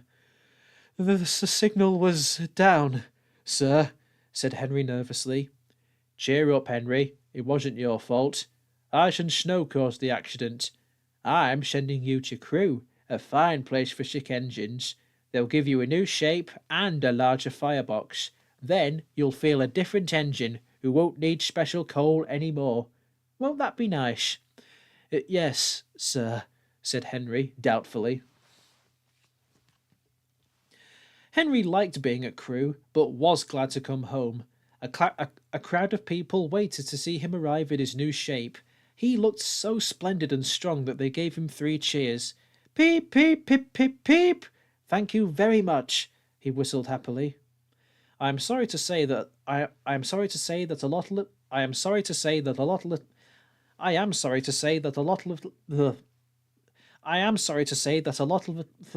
why is this so hard to read? Bear with me 1 sec. I am sorry to say that a lot of little boys are often late for school because they wait to see Henry go by. They often see him pulling the express, and he does it so well. That Gordon is jealous. But that is another story. Gordon's whistle. Gordon was cross. Why should Henry have a new shape? He grumbled. A shape good enough for me is good enough for him. He goes gallivanting off to Crewe, leaving us to do his work. It's disgraceful. And there's another thing. Henry whistles too much. No respectable engine ever whistles loudly at stations. It isn't wrong, said Gordon, but we just don't do it. Poor Henry didn't feel happy any more. Never mind, whispered Percy. I'm glad you're here.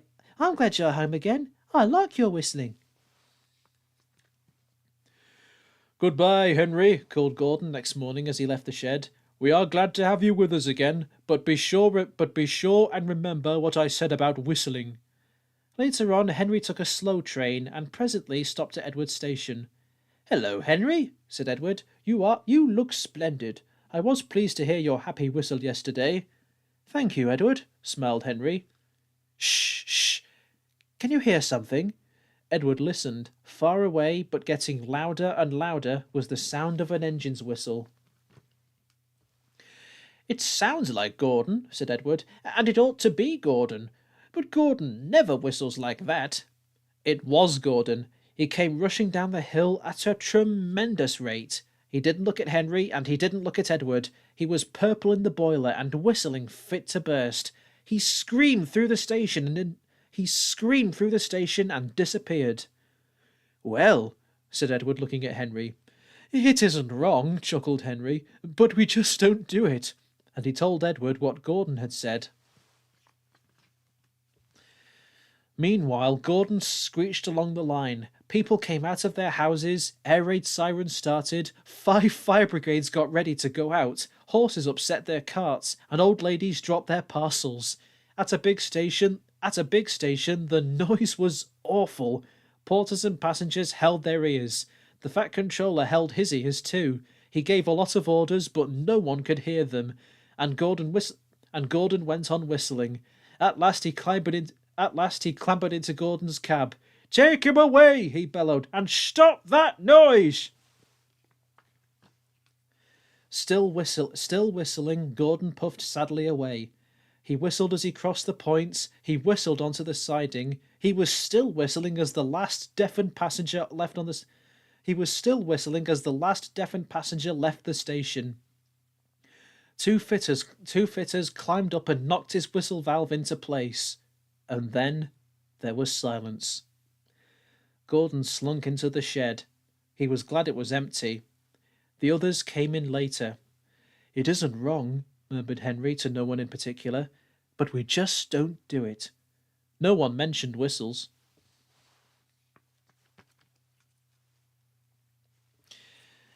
And now we take a massive diversion as we have a story about Percy. Percy and the trousers. On cold mornings, Percy often saw workmen wearing scarves. My funnel's cold, he would puff. I want a scarf. Excuse me there.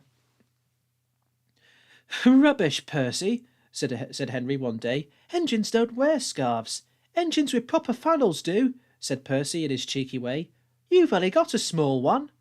Henry snorted. He was proud of his short, neat funnel. Just then a train came in, and Percy, still puffing, I want a scarf, went to take the coaches to their siding. His driver always shut off steam just outside the station, and Percy would try to surprise the coaches by coming in as quietly as he could. 2 porters were taking some luggage across the line. They had a big load and were walking backwards to see that nothing fell off the trolley. Percy arrived so quietly that the porters didn't hear him till the trolley was on the line. The porters jumped clear, the trolley disappeared with a crunch. Boxes and bags burst in all directions. "Oh!" groaned Percy, and stopped.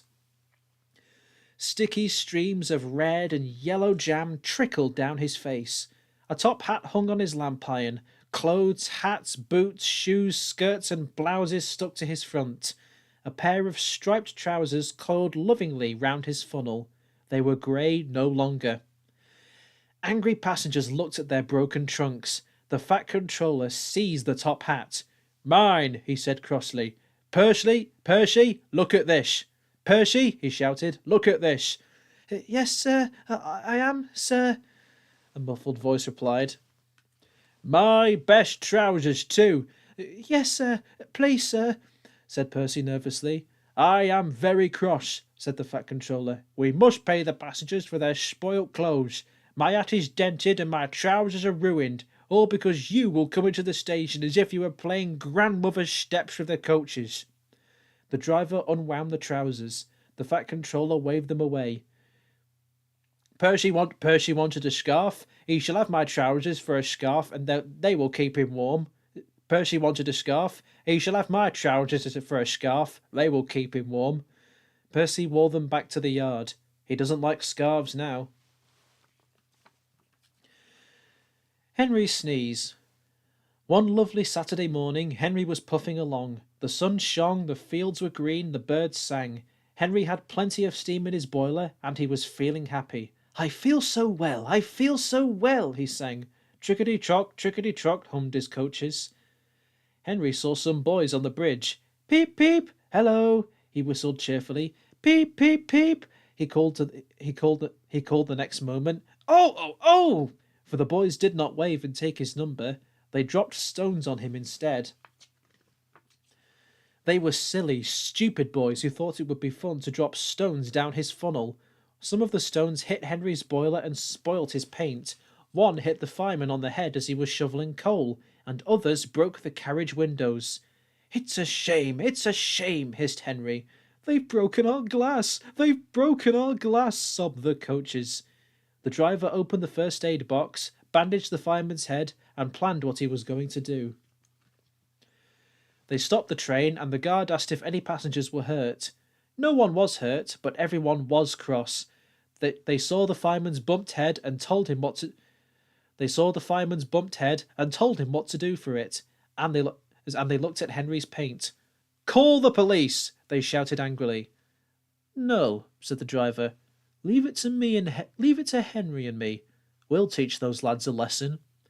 What will you do? What will you do? They asked. Can you keep a secret? Yes, yes, they all said. Well then, said the driver, Henry is going to sneeze at them. What? Cried the passengers. The driver laughed. Henry draws in air through his Henry draws air in through his fire and puffs it out with smoke and steam. When he puffs hard, the air blows ashes from his fire into the smoke box, and these ashes sometimes prevent him from puffing properly. When your nose is blocked, you sometimes sneeze. If Henry's smoke box is blocked, he can make air and steam blow the ash out through his funnel. We will do it at the bridge and startle those boys. Henry puffed on to the terminus where he had a rest. Then he took the train back. Lots of people were waiting at the station just before the bridge. They wanted to see what would happen. Henry has plenty of ashes, said the driver. Please keep all windows shut till we have passed the bridge. Henry is as excited as we are, aren't you, old fellow? And he patted Henry's boiler. Henry didn't answer. He was feeling stuffed up, but he winked at his driver like this. Hope that was sufficient for you. God, that felt weird. The guard's flag waved, his whistle blew, and they were off. Soon in the distance they saw the bridge. There were the boys, and they all had stones. Are you ready, Henry? Said his driver. Sneeze hard when I tell you. Now, he said, and turned the handle. Smoke and steam and ashes sprouted from his funnel. They went all over the bridge and all over the boys, who ran away, black as soot. Well done, Henry, laughed his driver. They won't drop stones on engines again. Your coat is all black, but we'll rub you down and your paint. But your coat is all black. Your coat is all black, but we'll rub you down. But we'll rub you down and paint your scratches, and you'll be as good as new tomorrow. Henry has never sneezed under a bridge. The Fat Controller doesn't like it. His smoke box is always cleaned in the yard whilst he is resting. He has now gone under more bridges than he can count. But from that day to this, there have been no more boys with stones. Right.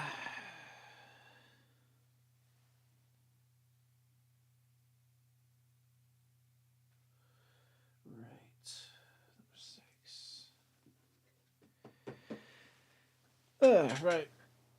What time is it now? Blimey, almost approaching the 2-hour mark from that already? Thinking about what book I want to do next. What's the most fun to read? Because realistically, at one point I would like to do Gallant Old Engine as it is my favourite at some point. But do I jump immediately to that one? Uh,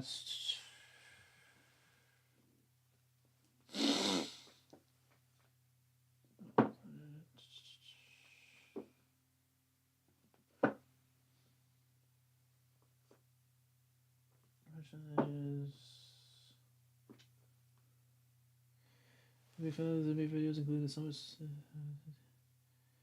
Updates on Thomas's live action movie. I've not really heard any. I don't think we've heard anything about the movie, at least as far as I'm concerned. But if anything about the movie, about the Mark Forster movie is announced, I would be one of the first people to know. Do you know what?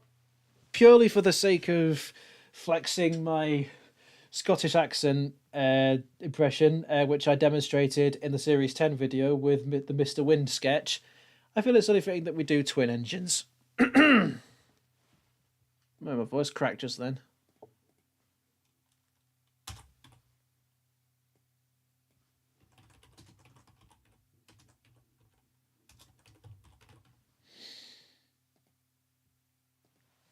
I just know I'm going to have a lot of fun with this one. Just take a quick swig of my water.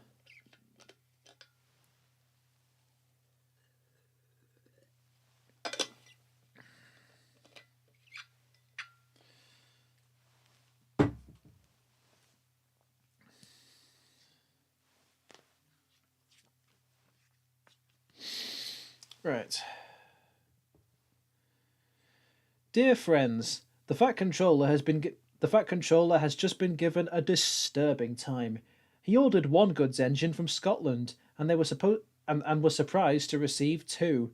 They have both lost their numbers, and no one knew which one was which. So he didn't know which engines to keep. The author. Nice bit of a clearing of the throat there. So, the Railway Series number 15, The Twin Engines. Written by the Reverend Wilbert Audrey. Hello, twins. More and more people travelled on the Fat Controller's railway. More and more ships came to the harbours. Everyone had to work very hard indeed. The trucks complained bitterly, but then trucks always do, and no one takes much notice. The coaches complained too. No sooner had they arrived with one train, they had to go out again with a fresh set of. No sooner had they arrived with one train, they had to go out again with fresh passengers as another. We don't know whether we're coming or going, they protested. We feel quite distracted. No one can say, grumbled Henry, that we're afraid of hard work, but no one can say, grumbled Henry, that we're afraid of hard work, but we draw the line at goods trains, finished Gordon. Dirty trucks, dirty sidings, bleh, put in James. What are you boiler aching about? Asked Duck. What are you boiler aching about? Asked Duck. I remember on the Great Western that tin pot railway. Tin pot indeed, let me tell you. Silence, ordered a well-known voice. Let me tell you that an engine for goods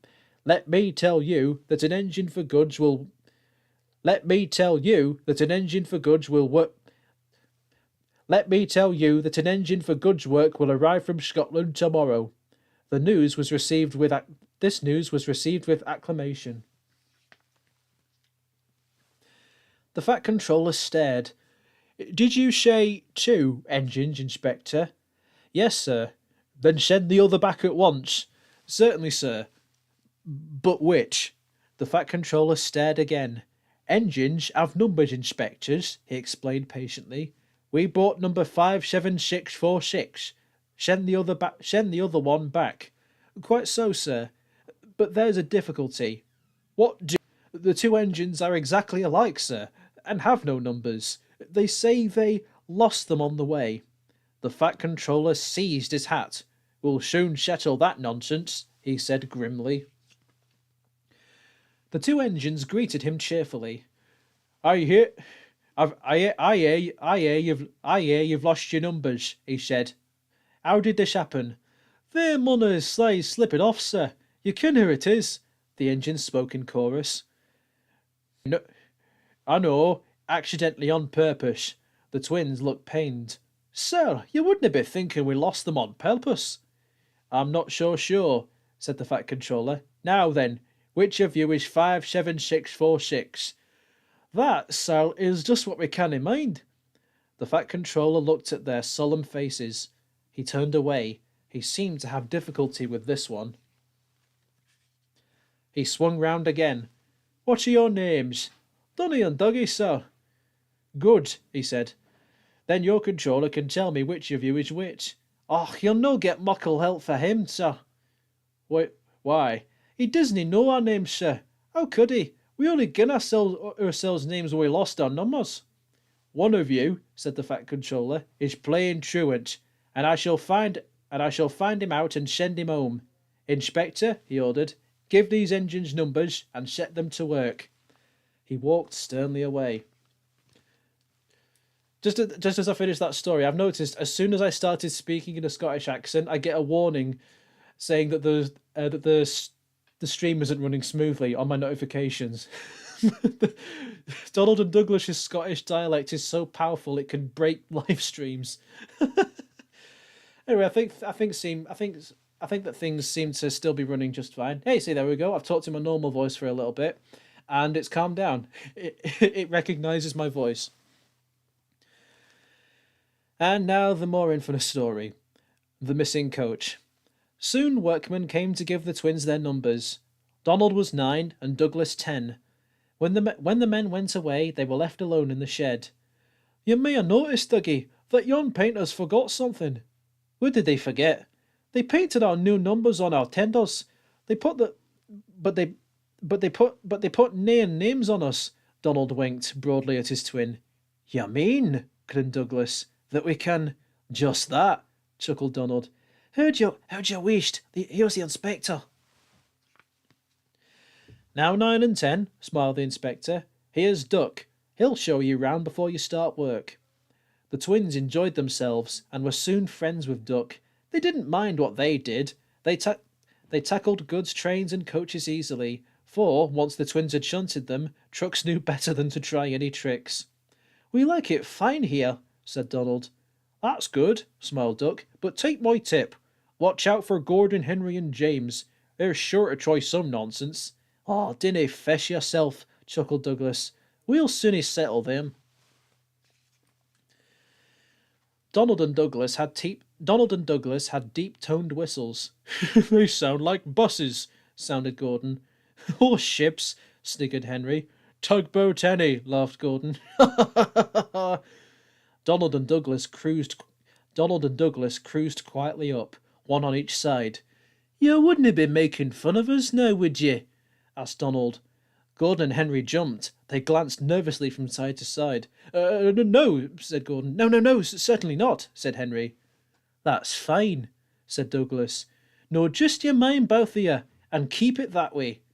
That was the way Gordon and Henry kept it. Every day, punctually at 3:30, Gordon steams in with the express. It is called the Wild Nor'Wester, and is full of people from England, Wales, and Scotland. There is also a special coach for passengers travelling to places on Thomas's branch line. When the other coaches are taken away empty, engines have to remember to shunt the special coach to the bay platform. It does not wait there long. Thomas with Annie and Clarabelle comes hurrying from the junction to fetch it. Thomas is very proud of his special coach. One afternoon, Douglas helped Duck in the yard while Donald waited to take a goods train to the other end of the line.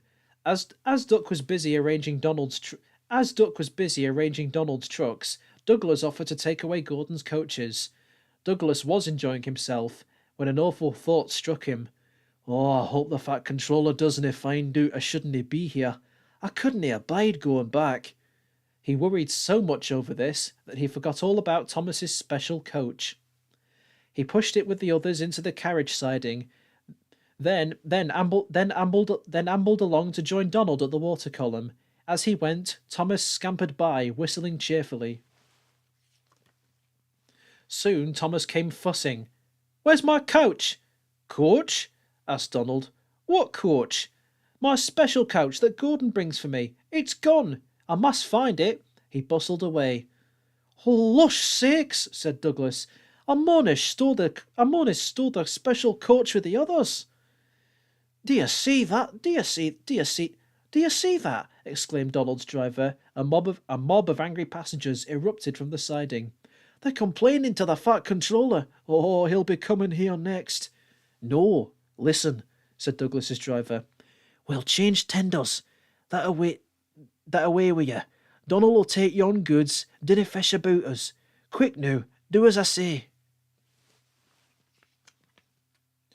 The Fat Controller and the Fat Controller and their passenger the Fat Controller and three passengers walked towards them, but Donald, with Douglas's tender 10, was out and away with the goods before they came near. Douglas and his driver waited with innocent expressions. "Ah," said the Fat Controller, "number 9, and why have you not taken the goods?" "My tender is awa, sir." The driver showed him the tender, still uncoupled. "I see. Some defect, no doubt. Tell me, why did number 10 leave shore quickly?" "Maybe, sir," put in Douglas. "He saw you coming and thought he was late." Said the Fat Controller. He turned to the passengers. "Here, gentlemen, are the facts. Number 10 has been shunting the yard. Your coach has disappeared. We investigate. Number 10 disappears too. You can draw your conclusions. Please accept my apologies. The matter will be investigated. Good afternoon, gentlemen." The Fat Controller watched them till they had climbed the station ramp. His shoulders twitched. He wiped his eyes. Douglas wondered if he was crying. He was not. He swung round suddenly. "Douglas," he rapped, "why are you masquerading with Donald's tender?" Brake van. The Fat Controller scolded both engines severely. "There must be no more tricks," he said. I shall be watching you both. I have to decide which of you is to stay. He strode away. The twins looked glum. Neither wanted to stay without the other. They said so. Then what is today? Wondered Douglas. "Oh," said Donald, each mon be aye good as the other. Sin he'll take. Oh my God! How do people read this? Sin he'll keep us. I'm sure this made sense to Wilbur as he wrote this, but to me, I'm completely lost. Anyway, their plan was good, but they had reckoned without a spiteful brake van. The van had taken a dislike to Douglas. Things always went wrong when he had to take it out. Then his trains were late, and he was blamed. Douglas began to worry. "You're a muckle nuisance," said Donald one day. "It's to leave you behind I'd be wanting." "You can't," said the van. "I'm essential." "Och, are you?" Donald burst out. "You're nothing but a screeching and a noise when all's said and done. Spite Dougie, would you? Take that!" Oh! cried the van. "Heard you wished," said Donald severely. "There's more coming sin you misbehave." The van behaved better after that. Douglas's trains were punctual, and the twins felt happier. Then Donald had an accident. He backed into a siding. The rails were slippery. He couldn't stop in time and crashed through the buffers into a signal box. One moment the signalman was standing on the stairs, the next he was sitting on the coal in Donald's tender. He was most annoyed. "You clumsy great engine," he stormed. "Now you must stay there. You've jammed my points. It serves you right for spoiling my nice new signal box." The Fat Controller was cross too. "I am disappointed, Donald," he said. "I did not expect such clumsiness from you. I had decided to send Douglas back and keep you." "I'm sorry, sir." But Donald didn't say what he was sorry for. We know, don't we? "I should think so too," went on the Fat Controller indignantly. "You have upset my arrangements. It is most inconvenient. Now James will have to help with the goods work while you have your tender mended. James won't like that."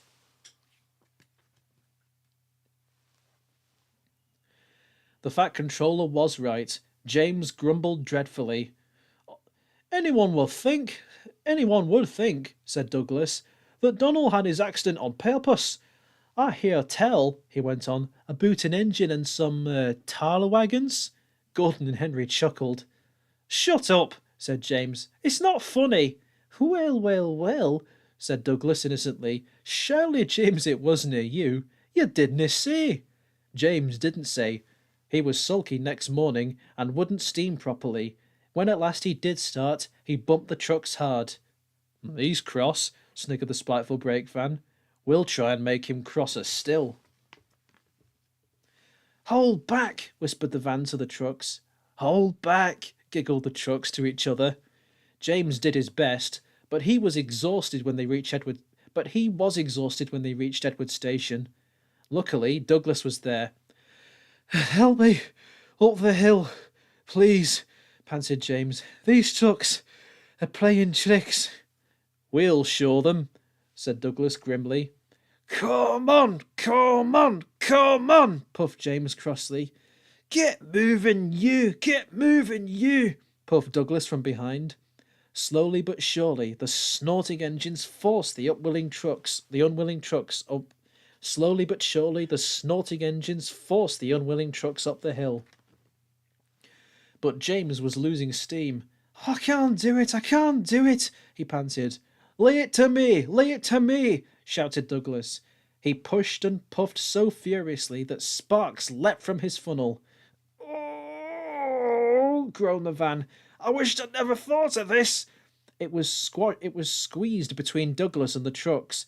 Go on, it screamed, but they took no notice. The guard was anxious. Go steady, he yelled to Douglas. The van's braking. But it was too late. The guard jumped as the van collapsed. He landed safely on the side of the line. I might have known it would be Douglas. I'm sorry, sir. Maybe I was clumsy, but I wouldn't be beaten by young Trixie Van. I see, said the Fat Controller. Edward brought workmen to clear the mess. Douglas was grand, sir, he said. James had no steam left, but Douglas worked hard enough for 3. I heard him from my yard. 2 would have been enough, said the Fat Controller dryly. I want to be fair, Douglas, he went on. I admire your determination, but I don't know. I really don't know. He turned and walked thoughtfully away. The deputation. Oh, he'll send us away for sure, Donald. I'm thinking you're late there, Dougie. The luck's aye been again us. An engine Disney ken what an engine doesn't ken for what to be. An engine doesn't ken to what. Oh, bloody hell. An engine doesn't ken what to do for the best. Oh, that took a while. Snow came early that year. It was heavier than usual. It stayed too, and chocked the lines. Most engines hate snow. Donald and Douglas were used to it. They knew what to do. The drivers spoke to the inspector, and they were soon coupled back to back with a van between their tenders. Then each with a snow plough on their fronts, they set to work. They puffed busily backwards and forwards, patrolling the line. Generally, the snow slipped away easily, but sometimes they found deeper drifts. Then they would charge them again and again, snorting, slipping, puffing, panting, till they had forced their way through. Presently they came to a drift which was larger than most.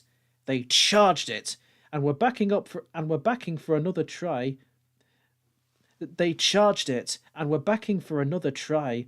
There was a feeble whistle. People waved and shouted. "Losh sakes, Donal! It's Henry! Dinna fish yourself, Henry! Bide away! We'll have you out." The Fat Controller was returning soon. The twins were glum. "Oh, he'll send us back for sure," they said. "It's a shame," sympathised Percy. "A lot of nonsense about a broken signal box," grumbled Gordon. "Too many of those, if you ask me."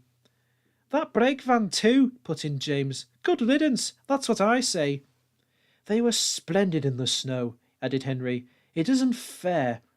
They all agreed that something must be done, but none knew what. One day Percy talked to Edward about it. "What you need," said Edward, "is a deputation." He explained what that was. Percy ran back quickly. "Edward says we need a depostation," he told the others. "Of course," said Gordon. "The question is, what is a desperation?" asked Henry. "It's when engines tell the Fat Controller something's wrong, and he has to put it right." "Did you say tell the Fat Controller?" asked Duck thoughtfully. There was a long silence.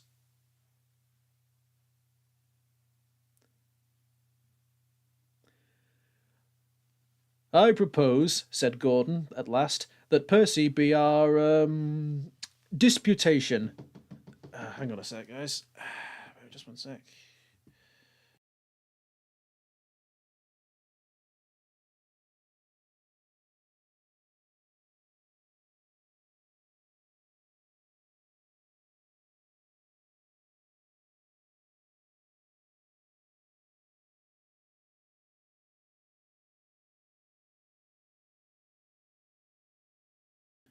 Okay, let's continue on.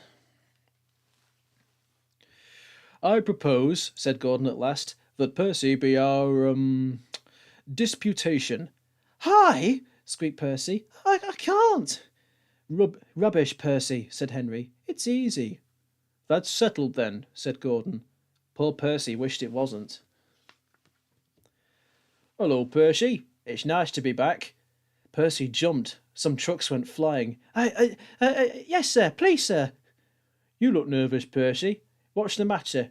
"Please, sir. They've made me a desperation, sir. To speak to you, sir. I don't like it, sir." The Fat Controller pondered. "Do you mean a deputation, Percy?" "Yes, sir. Please, sir. It's Donald and Douglas, sir. They say, sir, that if you send them away, sir, they'll be turned into scrap, sir. That would be dreadful, sir. Please, sir, don't send them away, sir. They're nice engines, sir." "Thank you, Percy. That will do." He walked away.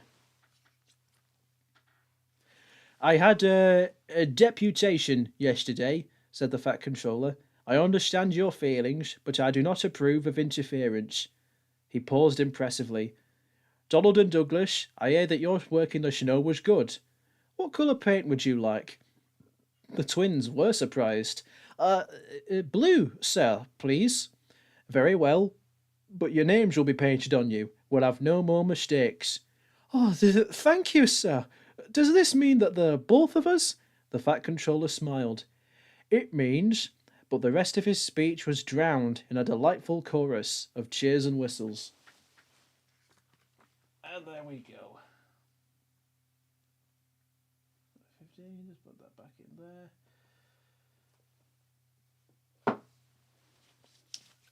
So even though we didn't manage to get Gallant Old Engine, I think that's where I'm going to leave the stream for now. But what did you guys think? Did you guys like me reading the Railway series live? Because I could do this, more often if you guys wanted me to hear, read other books. I know I did this exclusively for the 80th anniversary of Thomas and Friends of the Railway series, but I'd be willing to read more of these books live if you guys were up for it. But thank you guys for joining me for this, and happy 80th anniversary to the Railway series. Before I end the stream, I feel like I should give a few closing words, a bit of a, I guess a I mean, first things first, a massive thank you to Wilbur Audrey, Christopher Audrey, and the rest of the Audrey family. Because if it wasn't for them, I find it very hard to think about what other like major interest I would have in my life if it wasn't for them creating the books, and would lead to the creation of the TV series. Which massive thank you to the late Britt Allcroft. Her death towards the end of last year, announced at the start of this year, was definitely a hard hitter for all of us, I can imagine. And here we are on the 80th anniversary with a fandom that is as big as it is because of how successful the TV series was. And yeah, massive thank you to Britt Allcroft for that, David Mitten, Mike and Jr., the rest of the incredibly talented production team for what they did. And I guess if this is, I better give a massive thank you to you guys, because I feel like if it wasn't for me, if it wasn't for the recognition that you guys gave me on the videos that I made on something that I'm very passionate about, I struggle to think about where I would be in this point in my life, being honest. But it's thanks to you guys that I have a hobby, I have a platform where I can talk about something that is so near and dear to my heart, and everyone just gets it.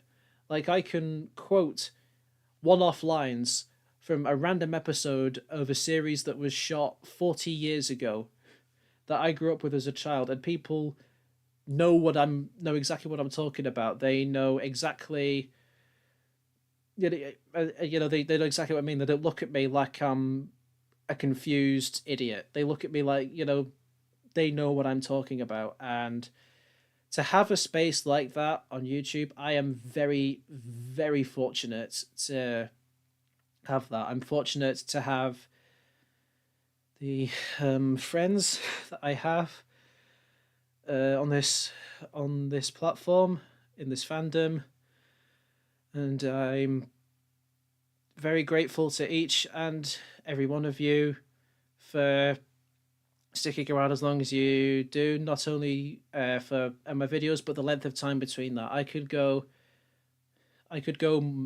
weeks, possibly months, without making anything Thomas related, and then I could bring something new out that I've been working on for quite a while. And you guys are still there. You're still there for me. You still wait patiently for me, and that means a lot. It really does mean a lot. And to have my works be like appreciated in the comments, and for other bigger creators to give me that recognition, even if I don't always feel like I deserve it, it is incredibly validating. And I owe a lot of that to Thomas. I owe a lot of that to the books. I owe a lot of that to the show. And I owe a lot of that to you guys. So thank you for sticking around. I hope you continue to stick around for my future projects. Happy 80th anniversary of the Railway series, and I'm going to end the stream before I get choked up. So have a good rest of your day, guys.